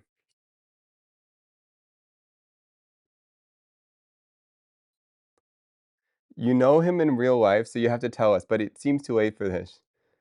A bit of deflation might be necessary. Kendama. We don't need to lower anything. Look how amazing this is. That's what you need to focus on. Look how amazing this is, okay? Um, look at that. Literally perfect. Actually perfect. Look at this, okay? Boom, boom. Okay? Look at that, look at that. So what have we done? We have made an Ivar replica. Okay, next. We now need to make these holes. Okay? We have a nickname for him called Mojo Jojo when he plays games and goes full on. You know? I'm a pro gamer. Literally pro gamer. I'm an actual pro gamer. Now, that's the thing, guys. I'm a pro gamer. Um, now, now what I need to do is getting a little tricky. Oh my goodness, I need to reset myself. We need to go to a better spot because I can barely work off here.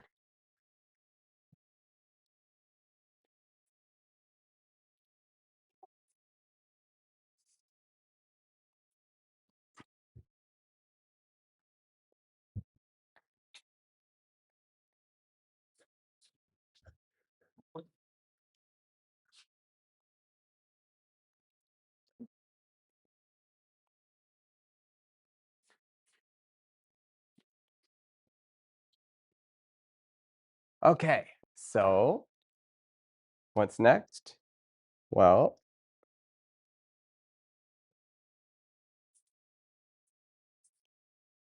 what we need to do next. Okay, so what we need to do next is right here. Definitely roast him as much as possible. No, literally, I'm unroastable, guys. Like, you can try it. It's not gonna work, guys. It's just not. That's the thing. I could roast you guys though. That's easy.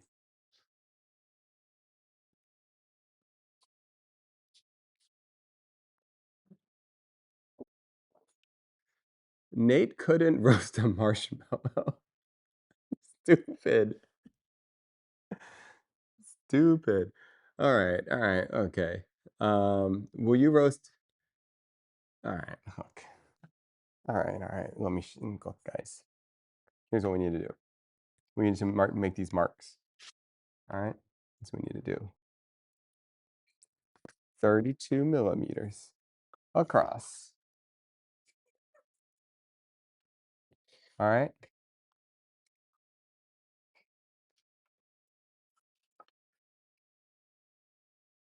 Um, you know what? Forget that. Let's just copy this one. Easy peasy. So, because it's gonna be approximately the same.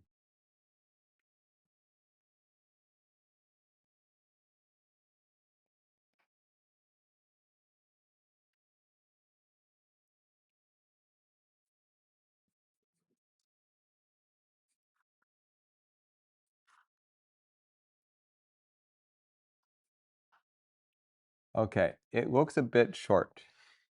Yes, we didn't make the length the right size, okay? All right, next. Okay, we have this tool. Okay.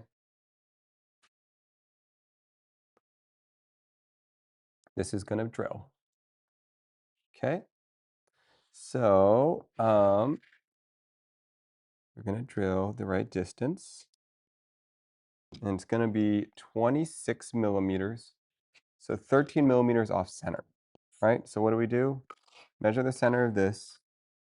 We know that it is 43 point something. So the center point is going to be 40, a little under 42, 22. So let's call it 21, 22. And we know the center point here is going to be a little under 22. 1, 2. Okay, just draw a line here. I know lines are not accurate in woodworking, but they're just to help us see, that's all. That's all that matters. Don't worry too much about it. Okay?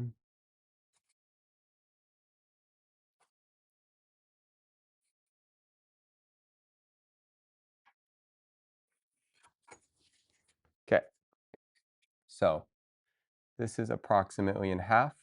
You can't really see it, okay? But it's 13 mil on either side. Okay, so 26 millimeters across. So once again, this distance, 32. This one, 44. This one, 32 right here. This one, 26. Okay, so we derived in the center and 13 millimeters on each side. What's the thing you're trying to create? Oh, this is ivar, IKEA ivar. It's the shelving units from IKEA. It's the greatest shelving unit ever. Right over here.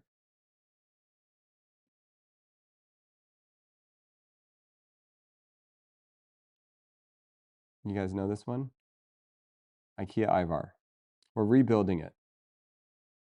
You guys know this one, right? You guys remember it? Well, I'm looking into buying that. Oh, finally, we got someone that actually understands what's going on. Yeah, baggy. Is that how you say it? Badgy? Is it discontinued? No. IKEA ivar is still there. All right. So this is what an ivar post looks like. Okay. And like JJ is saying, we are making a bespoke ivar. Okay. We're making a bespoke ivar out of walnut. But first thing we got to do is know the measurements, right? We'll eventually make big versions. But first we got to know the measurements, and then we got to be able to cut these holes. Okay? So this next hole is actually somewhat difficult, guys. We have to drill these holes across. This is not going to be that easy.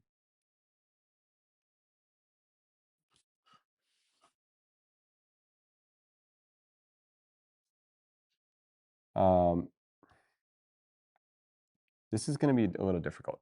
We have to drill these 32 millimeter holes in here. And I'm not entirely sure how to do that.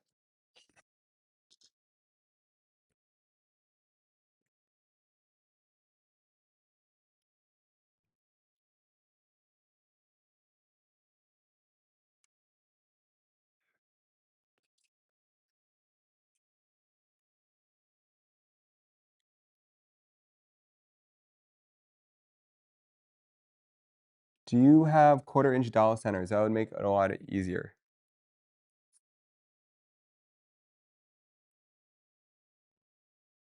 Do I? What's a quarter-inch dowel center? I'm not even 100% sure if I know what that term means.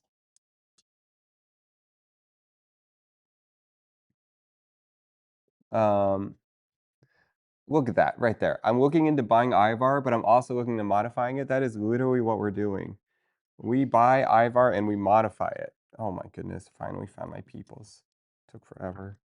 The rest of the guys didn't get, the rest of you guys didn't get it, okay? We finally found people that get it. What's up with this focus? All right. I don't know. It's a metal piece that fits in the original hose and pokes hole. It's a metal piece that fits in the original hole and pokes a center hole into the opposing piece. Oh.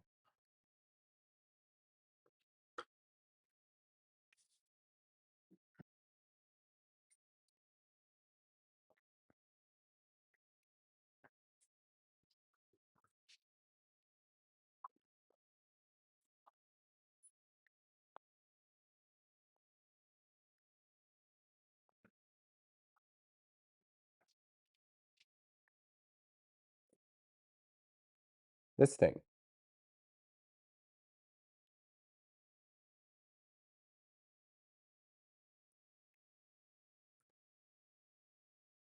Okay, so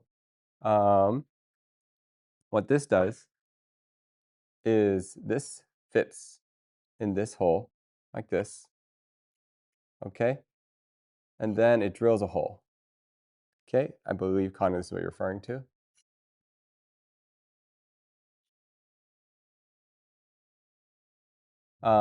Here's the problem. It doesn't go all the way through the piece.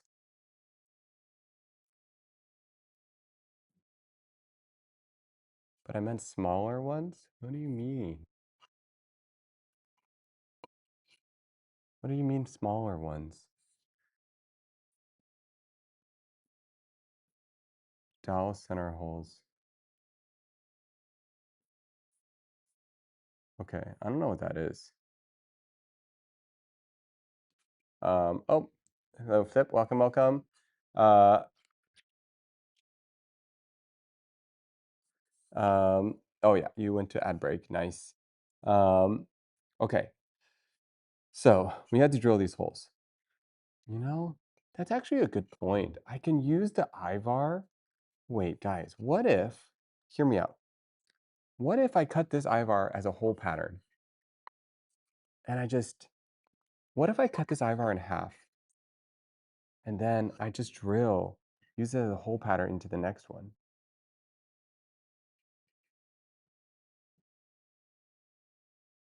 As a jig, right? Drill the holes and use that as a jig. That might be the easiest thing. 3D printed. Yeah, you just kind of make the hole pattern.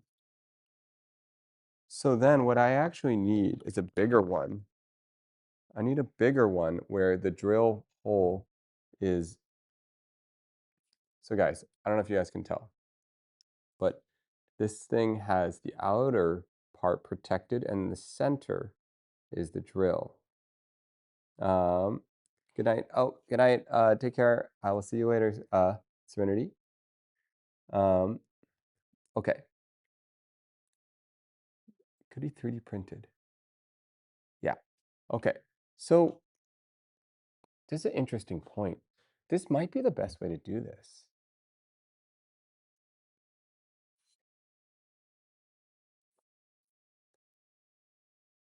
Oh.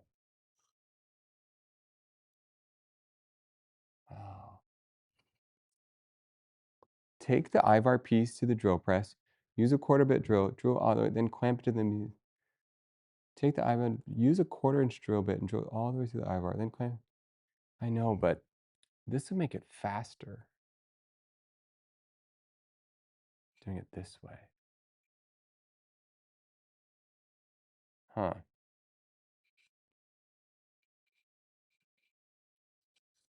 Interesting. Um, hmm. How do I want to do this?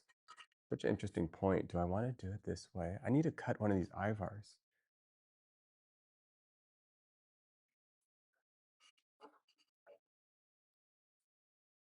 What's the fastest way? I don't know. I don't know if I would do it that way. All right, you know what? I'm going to try this as a guide. Let me try this guide idea. I think this as a guide is not a bad idea. Let's go here.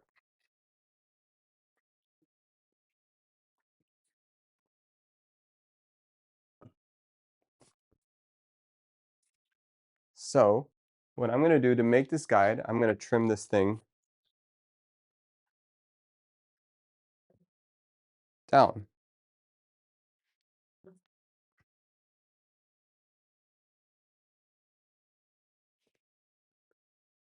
All right, I'm going to try this without muting, and we'll see how well. So far, it sounds like it's been doing pretty good.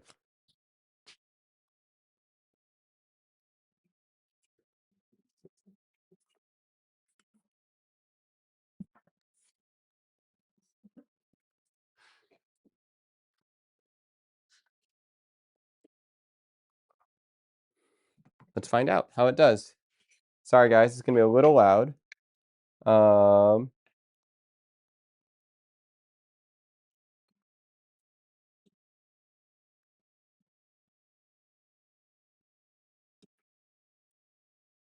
I don't think it'll be loud, actually. I think it's just going to be great.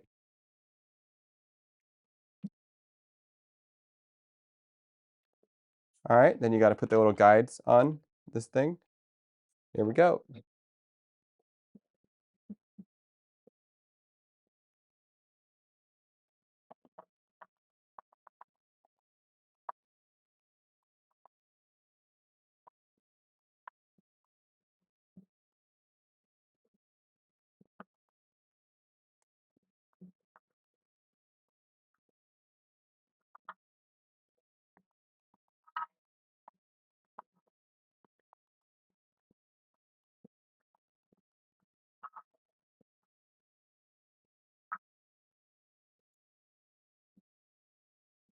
I forgot to turn on the vacuum.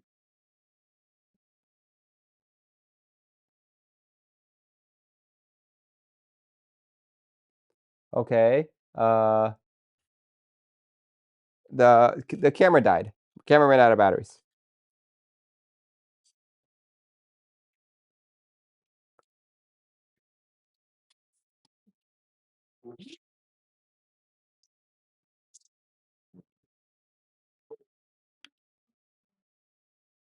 Okay. So camera's dead. That's fine. We didn't need it anyways. We got another camera here. Um, okay. We'll charge the camera. One moment.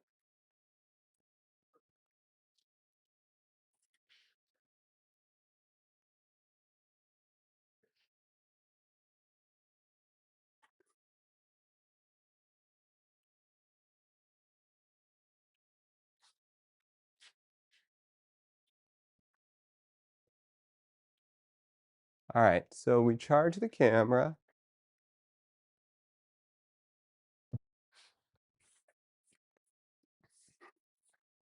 Then we set up a new camera.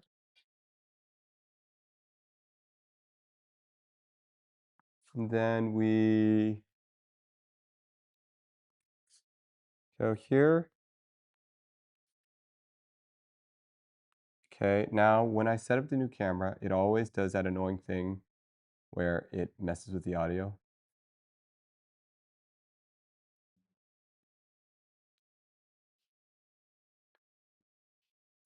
Check.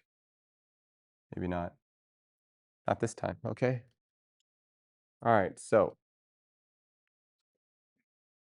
what are you gonna replace?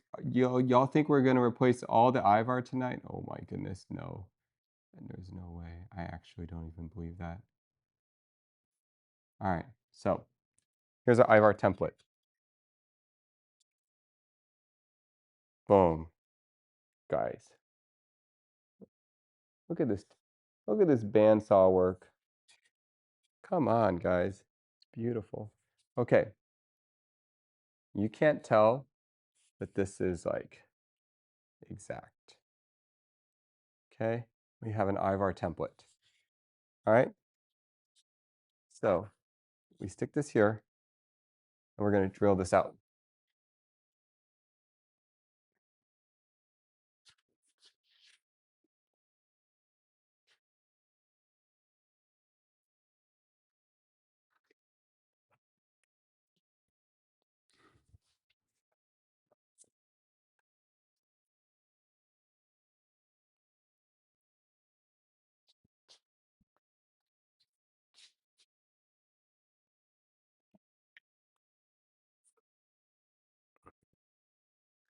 Okay.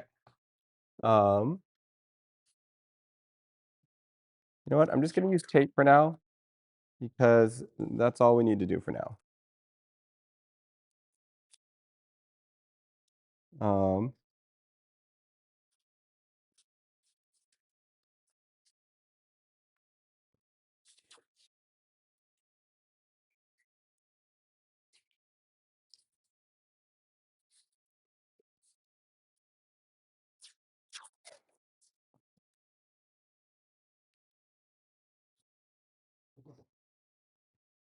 okay. That's it. You take this drill bit, okay, and then this is a 1/4 inch one. This doesn't feel right.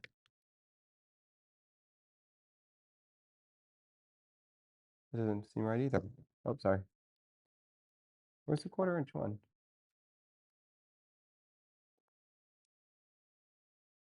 Does it not come with a 1/4 inch? 5/64, 7/64.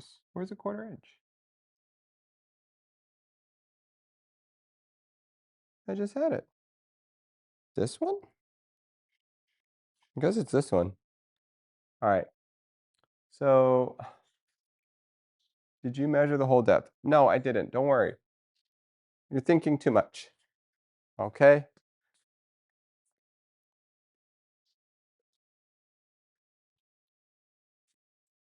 Huh.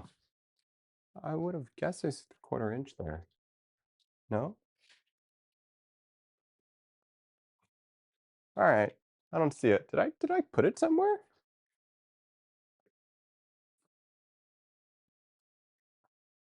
No?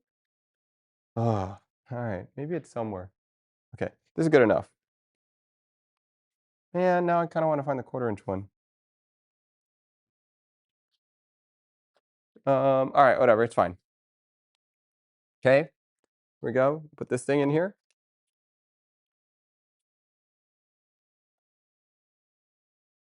Okay.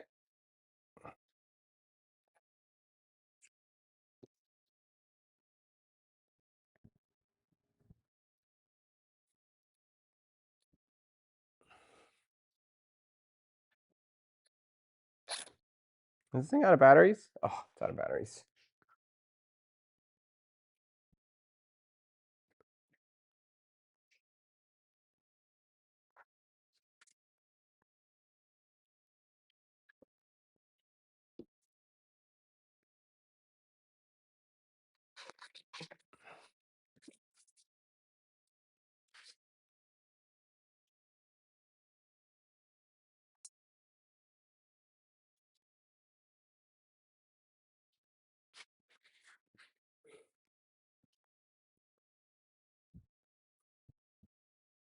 Okay. Oh, okay. Did you measure the whole depth? They not labeled? No, we didn't have the whole depth measured.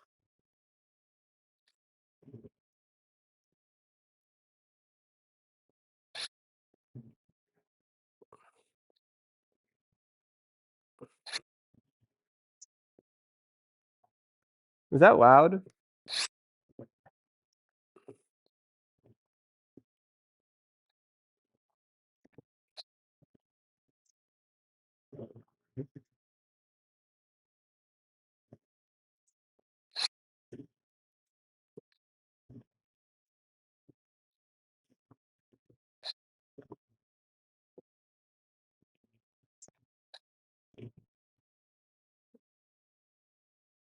Okay, we're done. That's it. Now, these holes are gonna be too small, okay? But they are gonna be in the right place.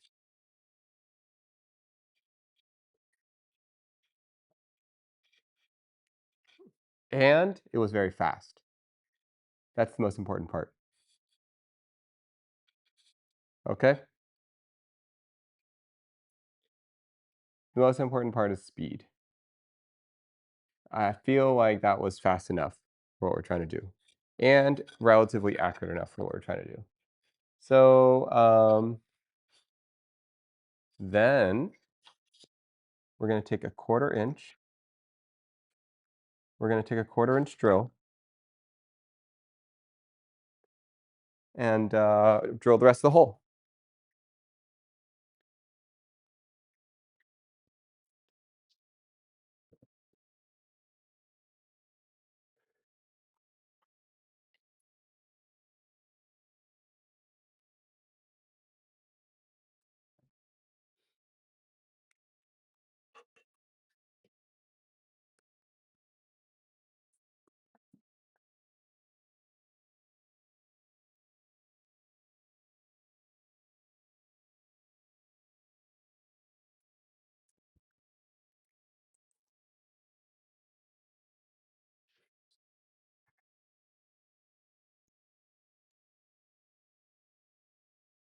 Hmm.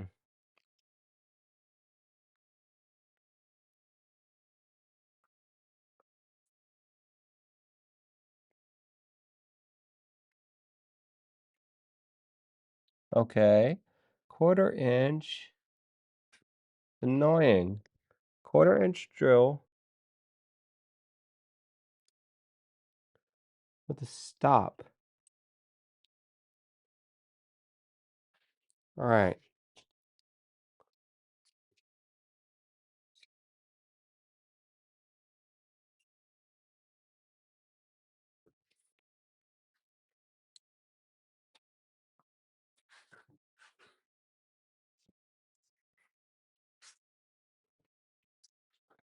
Okay. Think we have what we need.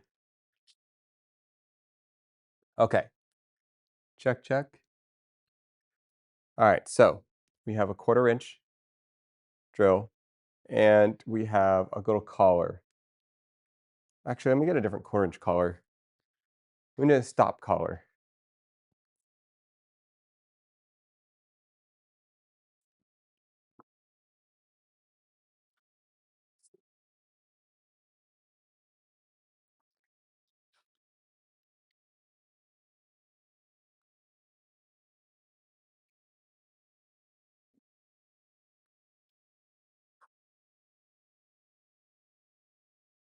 Hmm.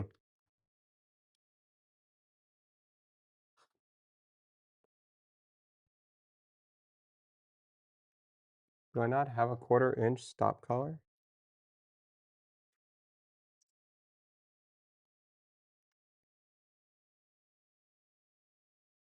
Um, 1/4 inch, 1/4 inch. How annoying. All right. So what I would normally use here, um, what I would normally use here is I would have a stop collar. So this would be like something of that type. And you would put it on here and you'd create a stop for it. Uh, all right. I would have used tape. All right, fine, fine. We just use some tape. Okay, okay, okay. Easy peasy. Let's get the depth.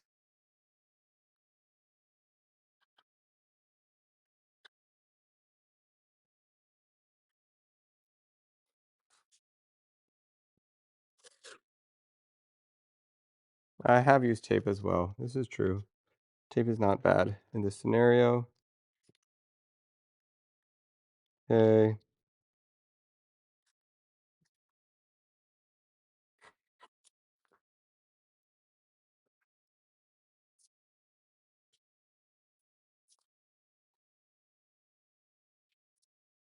Okay, so this is the depth that we want right here.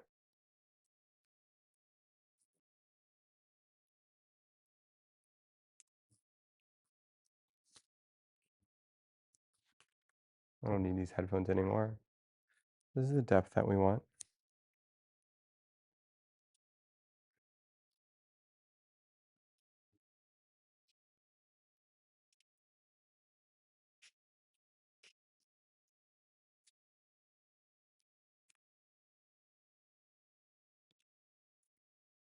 All right, I might have used too much tape. Okay, the sizing is always the one missing. Yeah, it's true. Okay.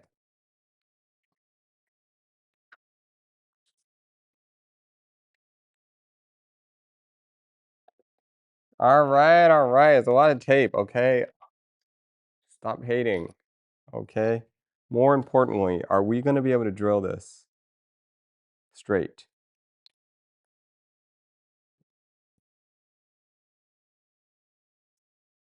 I'm a little skeptical. This is where the drill press would be nice. OMG, I'm a little sketched out by this. Um, um, do I move over to the drill piss? Is it too much, too far?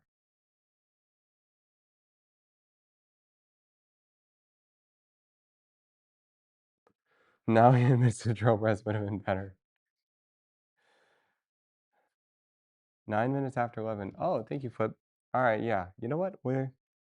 Look, look, guys.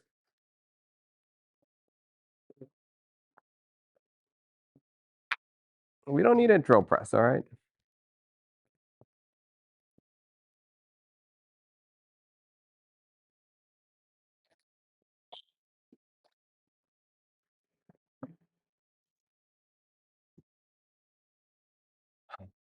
Annoying. Annoying.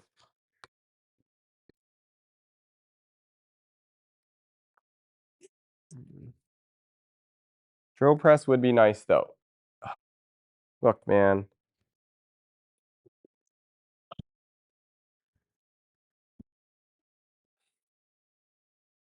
Should we go to the drill press?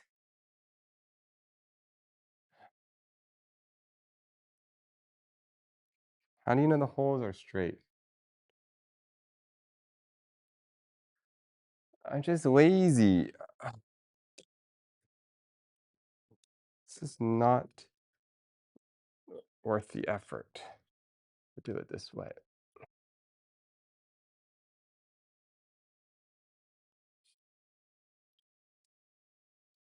This is more work.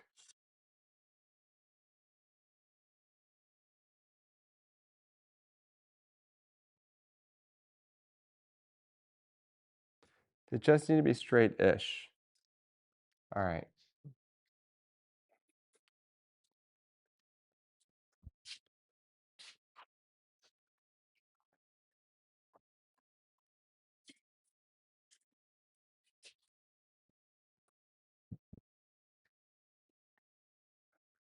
Let's try this tool. It's not that I don't want to move the camera over there.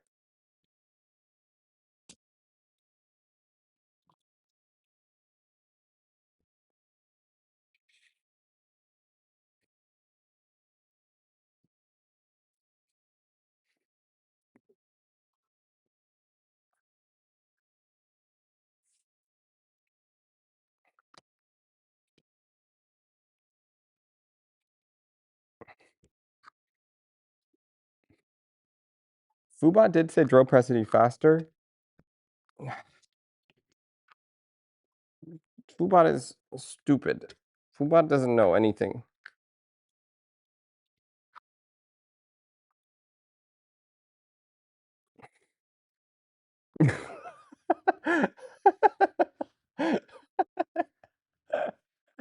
All right. Foodbot is not stupid, okay?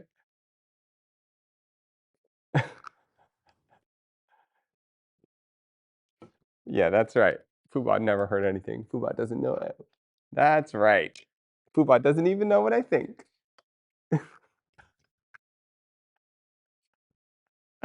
All right, fine. Now Foodbot knows. Okay, well, this is why is this not going in? Am I doing something wrong here? Dude, there's no way. There's no way. Oh,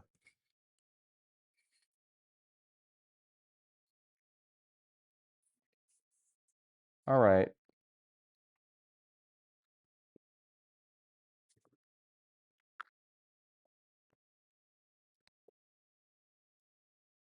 How do we know it's straight?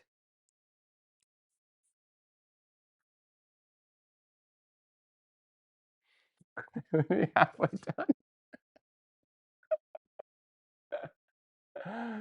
Oh,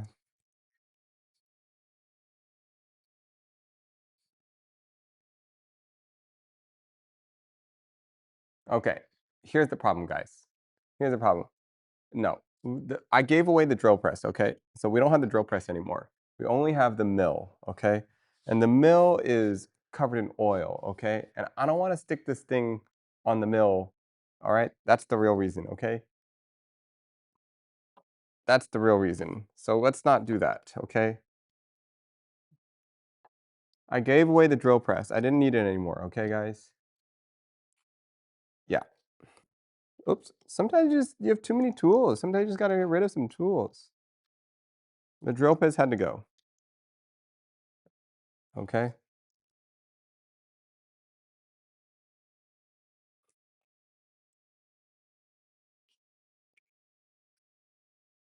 Why isn't this going in? That's what I want to know. Is this like tolerance too high? Am I like not doing something right?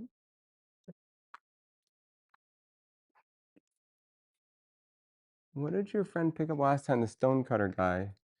Um, he picked up a. He picked up a. I thought he picked up the track saw. That's what I thought he picked up. J something. Thought he picked up the track saw.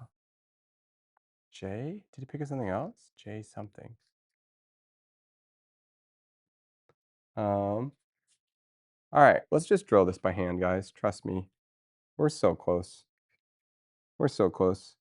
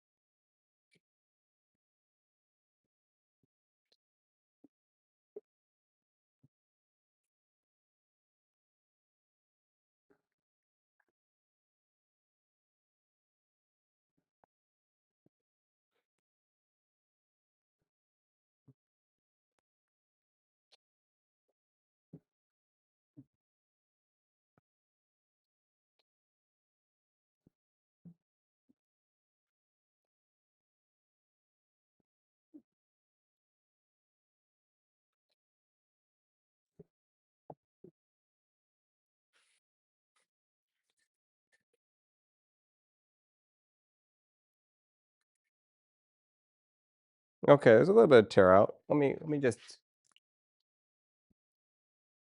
you know what I should have done? Should have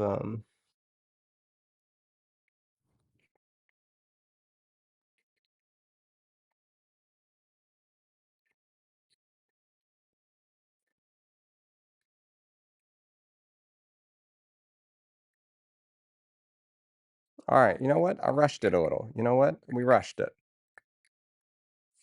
Okay, a little bit of tear out. Okay, okay.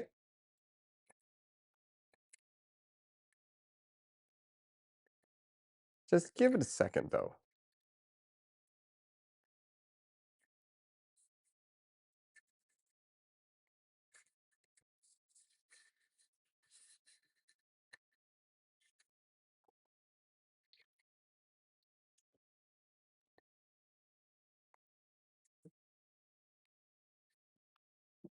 Okay. Um,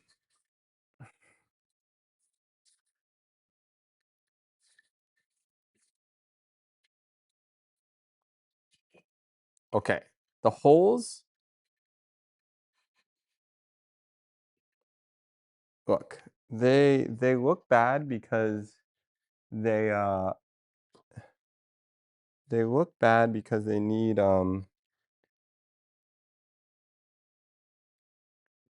look, just give it a second. That wasn't the best drilling job, okay?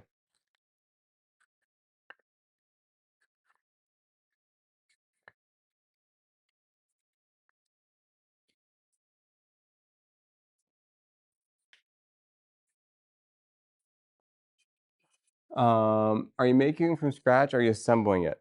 We're gonna make it from scratch. Okay. Most importantly, um, they are perfectly aligned with the template. Um, in what in uh look, it just needs some sanding, okay? Just needs some sanding. Um, let's put an ivar pin in it.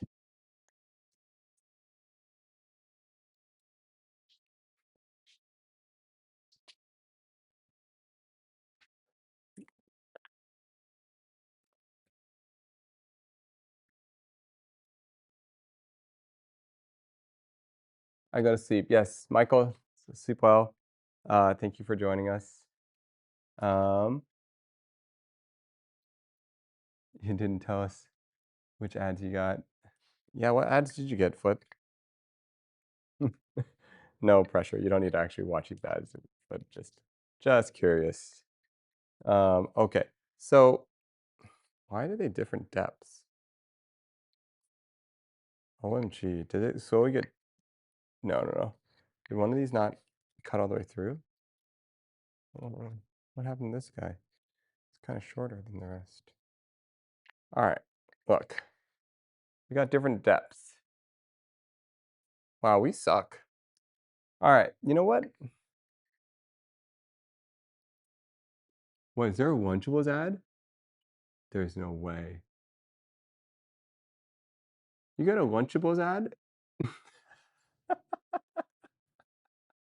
That's crazy. All right, guys. So we didn't do the best job. Um, um, yes. Um, but are you sure the Lunchable hasn't? All right. Look, the depth's a little off. We'll fix that. That's not that bad. All right. But most importantly, we are on our way to making Ivar shelves. Okay. So this template method, I think, is really good. I think that's the way to go. I think it's the fastest so far, if you think about it. Like, I feel like if I line this one of these up against a shelf, like, I should be able to drill this thing out really fast. And I can make better templates than this. Maybe we get a new drill press. We could. We could. Not a bad idea. Drill press is really useful. Why not get rid of it? I don't know. I wasn't using it.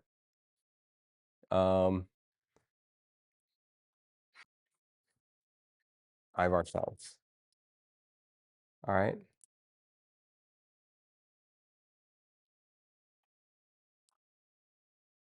very doable.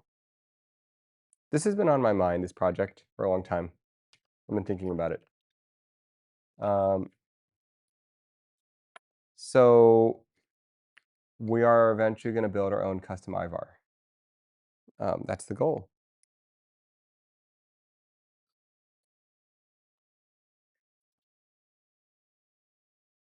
Sure, we have enough cameras to have one mounted on every tool as just a cam swap. Yeah, probably.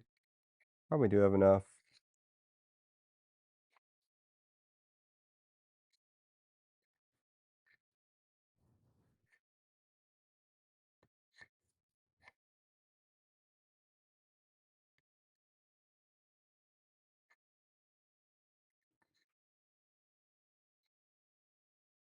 Hmm. Um, okay. So, that is, it doesn't even have OBS scenes. He's never gonna do that. Guys, OBS scenes are overrated. How many guys are actually using OBS scenes? Nobody. Nobody actually uses them. Me? We haven't learned that yet, guys. It's too advanced.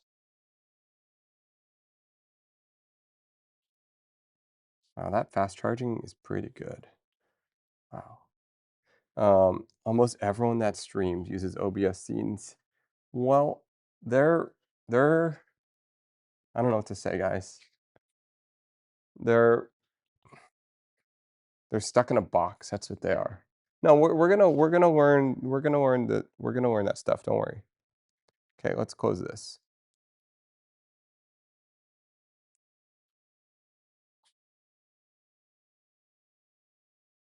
Are you gonna finish the table thing? Is it multi-day? Oh, this is oopsies. Am I still here? This is the box at least square? Is there a box square? Yes. No, everything is square, everything is good. Okay.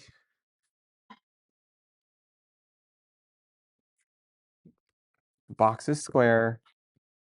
No, today I'm kind of just introducing some concepts. More than anything, because this is a longer term project and it's going to take a long time to do. Um,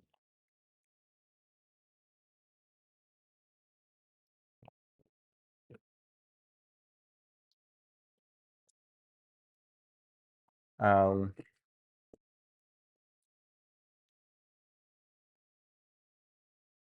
this I don't know for those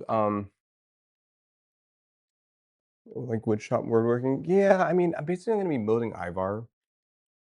Um, I'm going to be building these things. I think the stream's delayed. How do you fix that again?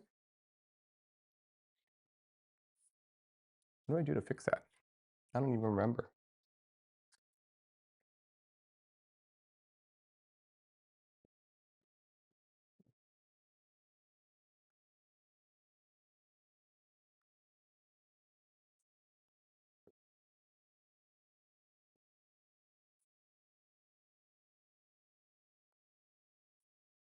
I'm not sure.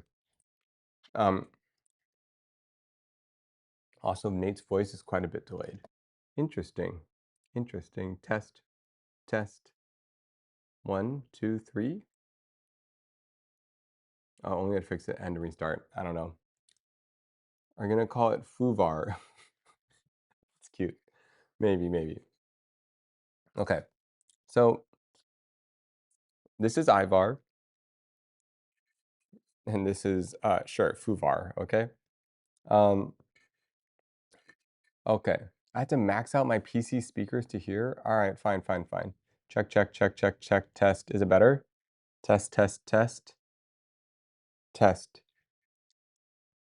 I don't know if I would max out your PC speakers. It doesn't sound like a good thing. Okay. Um, the key things that we're talking about today, we're introducing square. Okay. This end isn't chopped off, but we're introducing like how do you finish wood? How do you square wood up? Did you guys did it make sense? I can go over it again. It took honestly it takes a couple tries to understand squareness. I don't know if any of you guys did the squareness demonstration makes sense? Or there are questions you guys had about that? You understand why it's so difficult?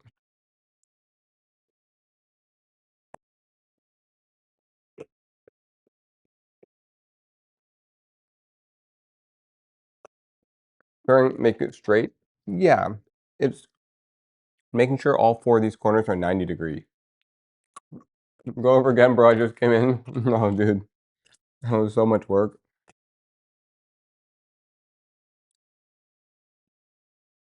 It may be the camera aspect, but the end did not look square. No, the end is not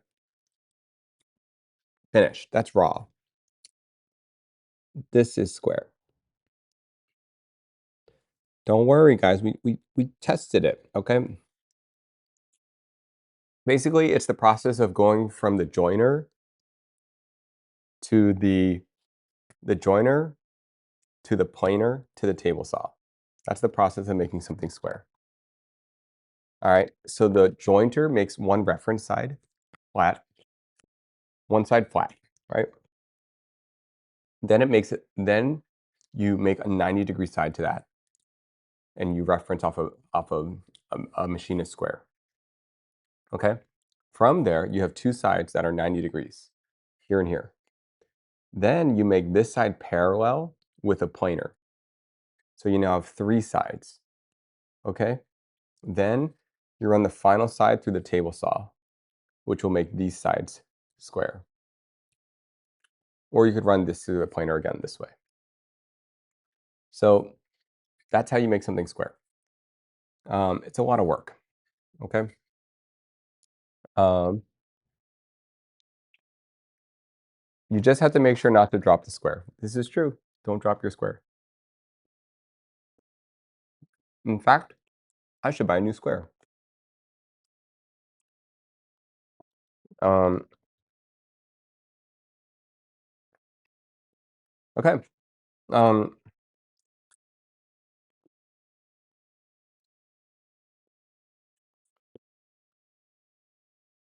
IKEA ivar.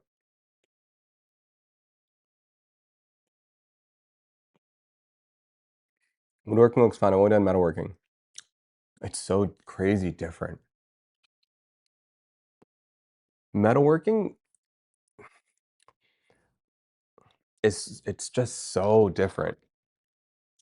Metalworking is way more difficult in some ways, but way easier in other ways. Like, in my opinion, woodworking is way more sketch. Like, what do you like with woodworking? You could hit a twist in or a knot in the wood grain, and all of a sudden, the tool that you're cutting with can behave really differently. That's pretty scary. But in metalworking, it's like way less chances of the material behaving differently or the cutter behaving differently. It's more like you put too much force in one angle or you heat up the tool too much and then it breaks. But in woodworking, the grain and the direction of the grain and the density of the grain and the knots and all those little things can have a huge impact. So if you're using a router really fast and you cut across something and then you hit a knot, like it's going to have a really unpredictable reaction. That's not okay. That, in my mind, is not okay. That's crazy.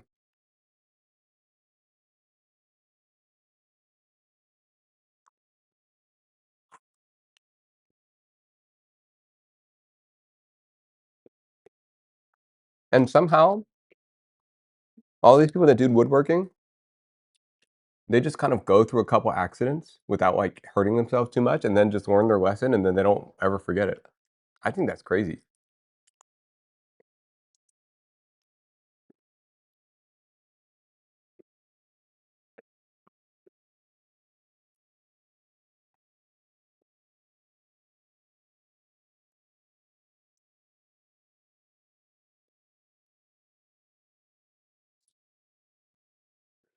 Um, okay. Um, let's see. Well, that's kind of like what I was thinking about for today. This is a project that I personally am wanting to do. Buddy of mine was running plain rough sawn wood, and there was a bullet. Wow. Wait, did the bullet fire or trigger? Oh, and that's the other crazy thing about wood is like a lot of wood. Well, not a lot, but like local wood will have like random stuff in it. Like if you want to shop locally, you're gonna have like random nails, and it's gonna destroy your planer. What is that?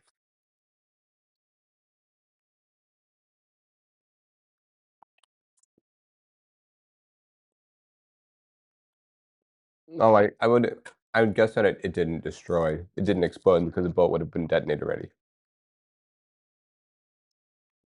Okay. Yeah, that's crazy. We use a nail gun.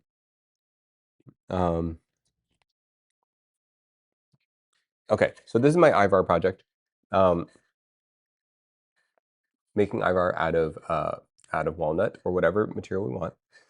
Um, my main things is I want to learn how to make this fast. So we're likely not going to be using a planer and a joiner.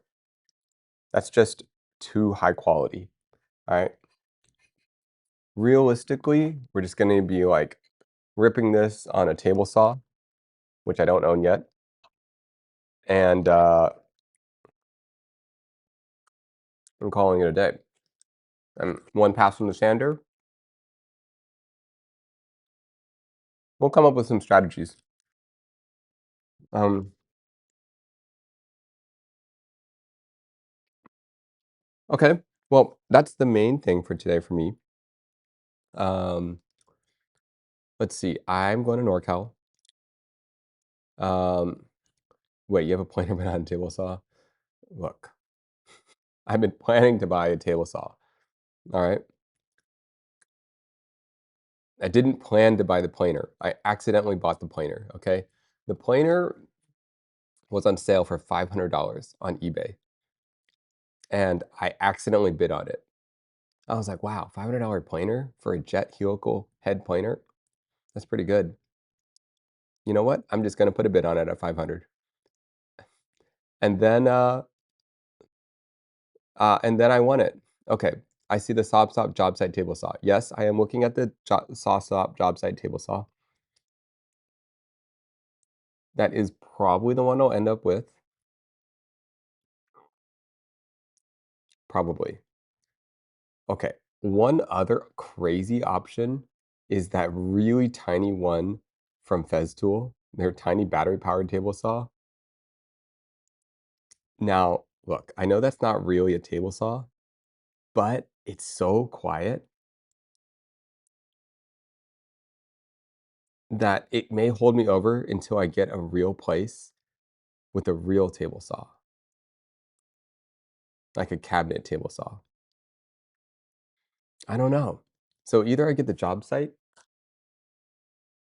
Mm, uh, the saw stop my saving fingers. It's true. How is it not a real place? It's huge. Oh, well, you know what? I mean, maybe. Yeah, maybe it is big enough. But I cannot fit a real table saw in here and do shoots. I mean, I could. Oh, you know, it's too loud. I have neighbors. That's the real issue.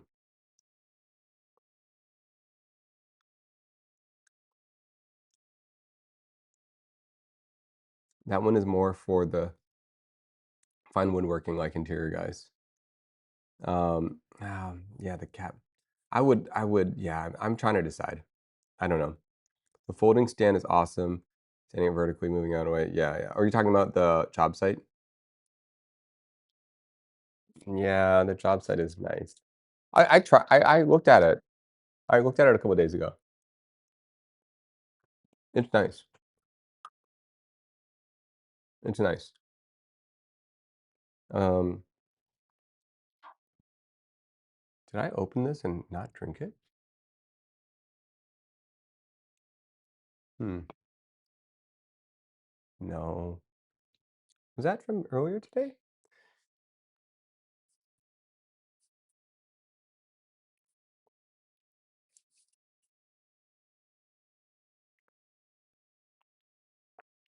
It was. It's cold. I'm planning on getting a second one. Wait, JJ, which one do you have right now? You have the job site? Oh, the DeWalt job site? It's on sale right now, Black Friday, for what, like 350 or something crazy like that? And can you answer me this, guys? Why is this DeWalt why is it DeWalt table saw? Why has it been $500, $550 for the last like 15 years? Like, is the DeWalt table saw not affected by inflation or something? I don't understand this. How has it always been the same price? It has literally been like $500 for at least 20 years. I don't understand. Um,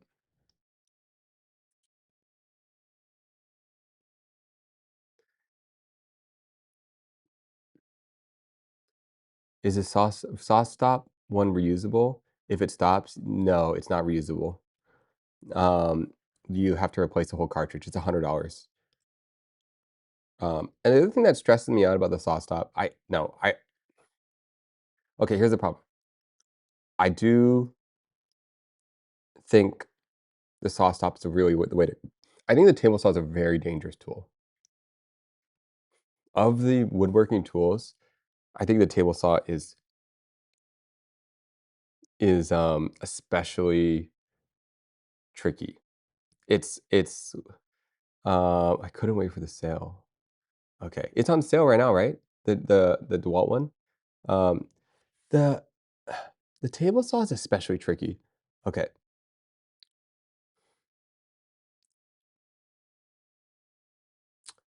I to me, yeah, the table saw, it's like band saws, they cut down, and if you stop, they don't nothing moves, right? Well, chop saw, miter saw, it's like very controlled.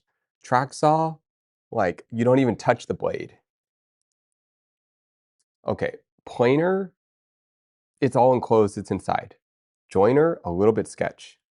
All right, the joiner is sketch of the ones, but table saw has a lot of scenarios. I mean, yes, if you know what you're doing, okay, here's where table saws are sketch. It's actually, if you're cutting thin, small pieces of wood and it gets jammed in there, crazy things happen. If you cut on the wrong side of the fence, a lot of things can happen in the table saw. Ugh, that just kind of scares me. Yeah, the table saw is a little sketch. I mean, that's why I use a track saw. Okay, and the other reason I haven't bought a table saw yet is I have other people. Okay, I've had a friend that I had a friend that had a pretty serious table saw accident, relatively like in the last few years. And so that kind of like spooked me a little. I used to own a table saw. Wait a second. I gave it to that friend. Did he cut himself with my table saw? Anyways, let's not think about that. I used to own a table saw. I got rid of it. That thing is so sketch. Um, More people get hurt with regular circular saws? Oh my goodness, you must be doing some crazy stuff. Well, okay, when you get a little too confident with a circular saw, I could see that. You know, if you're just free blading the circular saw around, maybe. I had to admit though, I feel like I could get pretty confident with the circular saw. Just like vroom. Um, Yeah, you move people move fast with those things. And um,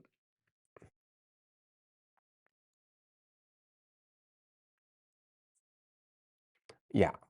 Um, so yes. Anyways, that's all to say, no, I don't own a table saw right now. And I am thinking about one. And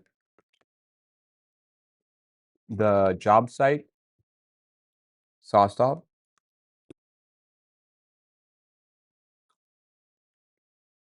if I had a place I could put it.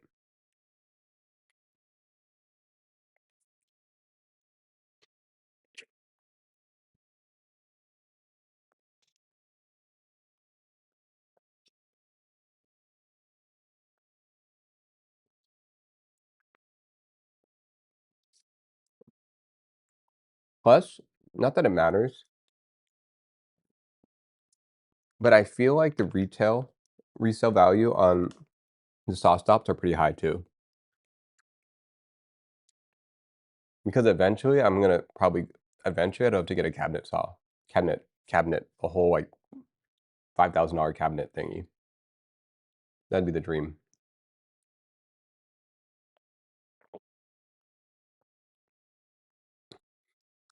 What about your area to the casting? Outside? Leave outside? I'm all for making tools safe. What I'm fully against is forcing safety measures on consumers that they should have the option to purchase or not. What does that mean? Um, I'm, I'm also wait. What I'm fully against is forcing safety features on consumers. They should have the option to purchase or not. I mean, I agree. I generally think that rules are for people that can't think well, like just not very sharp. The sauce up technology. Are you against the sauce up technology?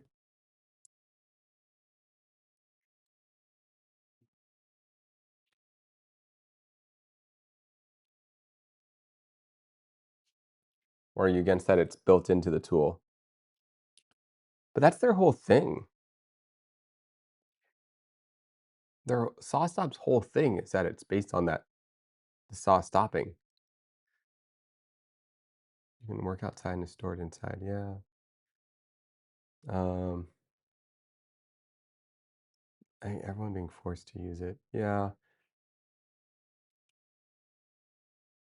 How popular? I don't know that many people that own the saw stops. I know they're popular, but uh oh, wait, they're not making it a law for every table saw to have it, are they? Is that happening right now?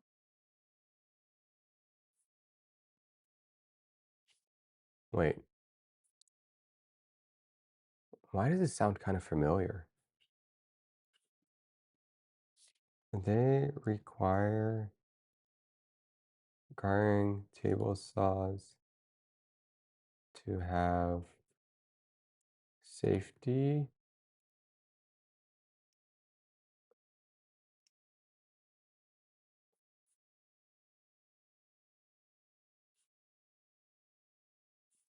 Like in a lot of countries, you can't use a dado blade in a table saw. Oh, interesting. I could see why. That's interesting. I mean, a table saw, I mean, I'm sure it's a statistic thing. Like, I'm sure like they're looking at the emergency rooms and they're looking at like how many of these accidents are table saw accidents, and they're deciding whether or not this tool is like safe enough.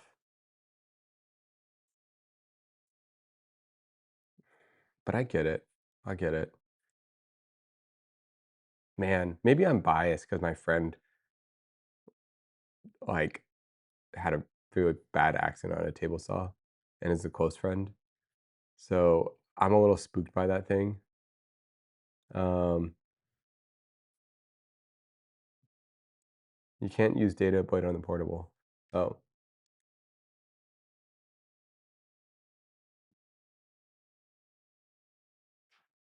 Do most carpenters have 10 fingers? If not, they should make it mandatory.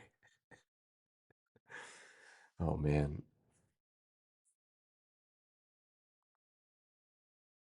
Um, yeah, table saws, man. Table saws are sketch. I mean, another thing is, I don't know if any of you guys are any of you guys in the UK, Europe and stuff.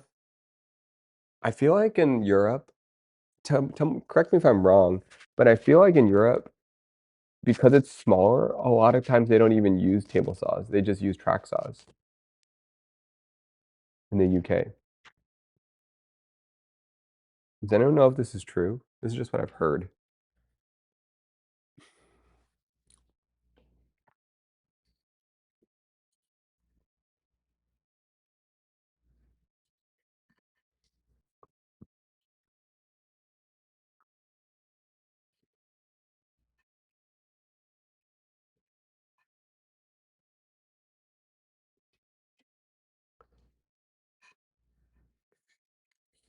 Um,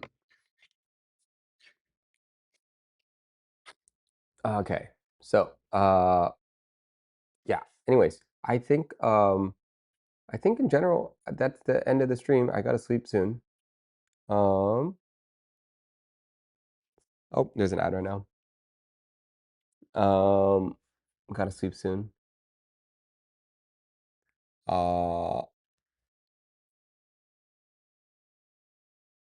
yeah. I'm gonna be in expensive tables have an electric curve running through the blade that spins. So stops. Yeah, yeah, yeah. Saw stop. I'm gonna be in NorCal next till Saturday, starting tomorrow. I'll be back on Saturday. Um, yeah, I don't think, I mean, maybe I'll stream up there, but I don't think I will. That would be weird. Nate, are you planning on getting another work area? No, not really. Not really. Um, oh, thank you. Yeah. Um, your sister will probably stream. Oh yeah, she streams from that room. That's kind of cool. Maybe I can stream from her setup. That'd be kind of fun. Um, should I stream? Where would I even stream? Oh, I could stream from my room. Oh, I didn't even think about that. Okay. That'd be weird. My childhood room? Is it even there anymore? I don't even know. No, it's gone. My childhood room's gone. Um, okay. Let me think about it. That'd be interesting to stream. I'll try to remember to bring these things. Just to your sister's setup, maybe. Okay. Um, um, you can monitor stream too. That's true. Okay. So, main point of today is we're introducing some more complex woodworking, and eventually we're going to introduce ivar shelving, and you're going to see this thing come up together again in a lot of scenarios. I'm going to use this stuff. I'm going to use this system. Uh, I'm going to use this system for many, many things. So I would love to learn how to get better at this. I'd love to learn how to like improve this process. Um, and I'm going to design some things with some other streamers using this system. So anyways, IKEA Ivar, that's what we're going to be doing. Fuvar, yes, thank you. And yeah, either I need to build templates for this, or I need to either I need to build templates. There's some things. There's some things I got to figure out. You'll see. You'll see. Okay. Have you guys noticed something that I do is I test out an idea and then I kind of like reintroduce it on another stream. Like we did the Minecraft blocks and then we brought it into the like podcast room, or we did I'm always like these are all like little test ideas. I'll check the Ivar. Yeah, Ivar is great. Um So that's what I'm just walking through my thought process. So you will see this again, and then you'll know what I'm doing. All right, Ivar, just know, and don't forget, you got to remember measurements. Another thing we talked about today is learning how to measure and learning how to remember measurements. So that's 32 millimeters. This is 32 millimeters. This is 26 millimeters. This is 44. Okay, so you have to be able to remember measurements. It's hard to do, but you learn to practice and how to do it. Um, and you'll start realizing that there are certain standards across different industries. Fuba, did you stop working? OMG. Um, oh, I see, because Fubot's not here.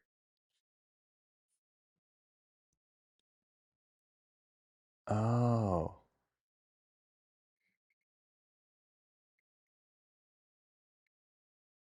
interesting. Will this be uploaded on YouTube eventually? Um, yes, it will be. Give me a couple days. Um, um, yeah, no, actually, sorry, I know we're gonna end it, but I actually do think like we legitimately talked about Square. Okay, like that's a legitimate problem. And even that you saw how my machine wasn't square, like that's a real life thing. You're gonna find out like these things. Nothing you do is square, and you need to constantly re-reference things. Um, millimeters. Yeah. All right. Look. All right. All right. We do both. We do combo. Okay. Square-ish. Yeah. All right. So I'm gonna call it. I'm gonna go to sleep. Um, thank you, Connor, for the woodworking advice as we go. I know that this is everything. This is all your fault if it doesn't go well. Jacko, thank you for also listening and watching to our thing, and JJ as well. I think JJ might be the only one. JJ and Connor might be the only legitimate woodworkers here. I'm not sure. Um, Kendarma, hope you're doing well. And Olympus, thank you for the mastermind behind Foobot and your experiments. And I know we got to test that Among Us thing one of these days. I'm going to talk to my sister again when I see her in NorCal. And I'm not sure if anyone else is here. Rice Cracker, um, Jen, I think, is probably sleeping. Lynn's probably went to sleep. But thank you guys for joining in. And we will get better at things. And yeah, just tinker. Oh, Sample, good to see you again. Are you back in NorCal? We'll find out. Um, um, can you do a roll call like Nat next time? Oh my goodness, she's crazy. Um, I could try. That's kind of crazy. Carl Max, Karl Marx Goat. Thanks for joining in on us on the stream. Please come back and hang with us. Um, um, we're gonna make this. It's gonna be good. Okay, I'm gonna head off. I'll see you guys. Sleep time. 3, 2, 1.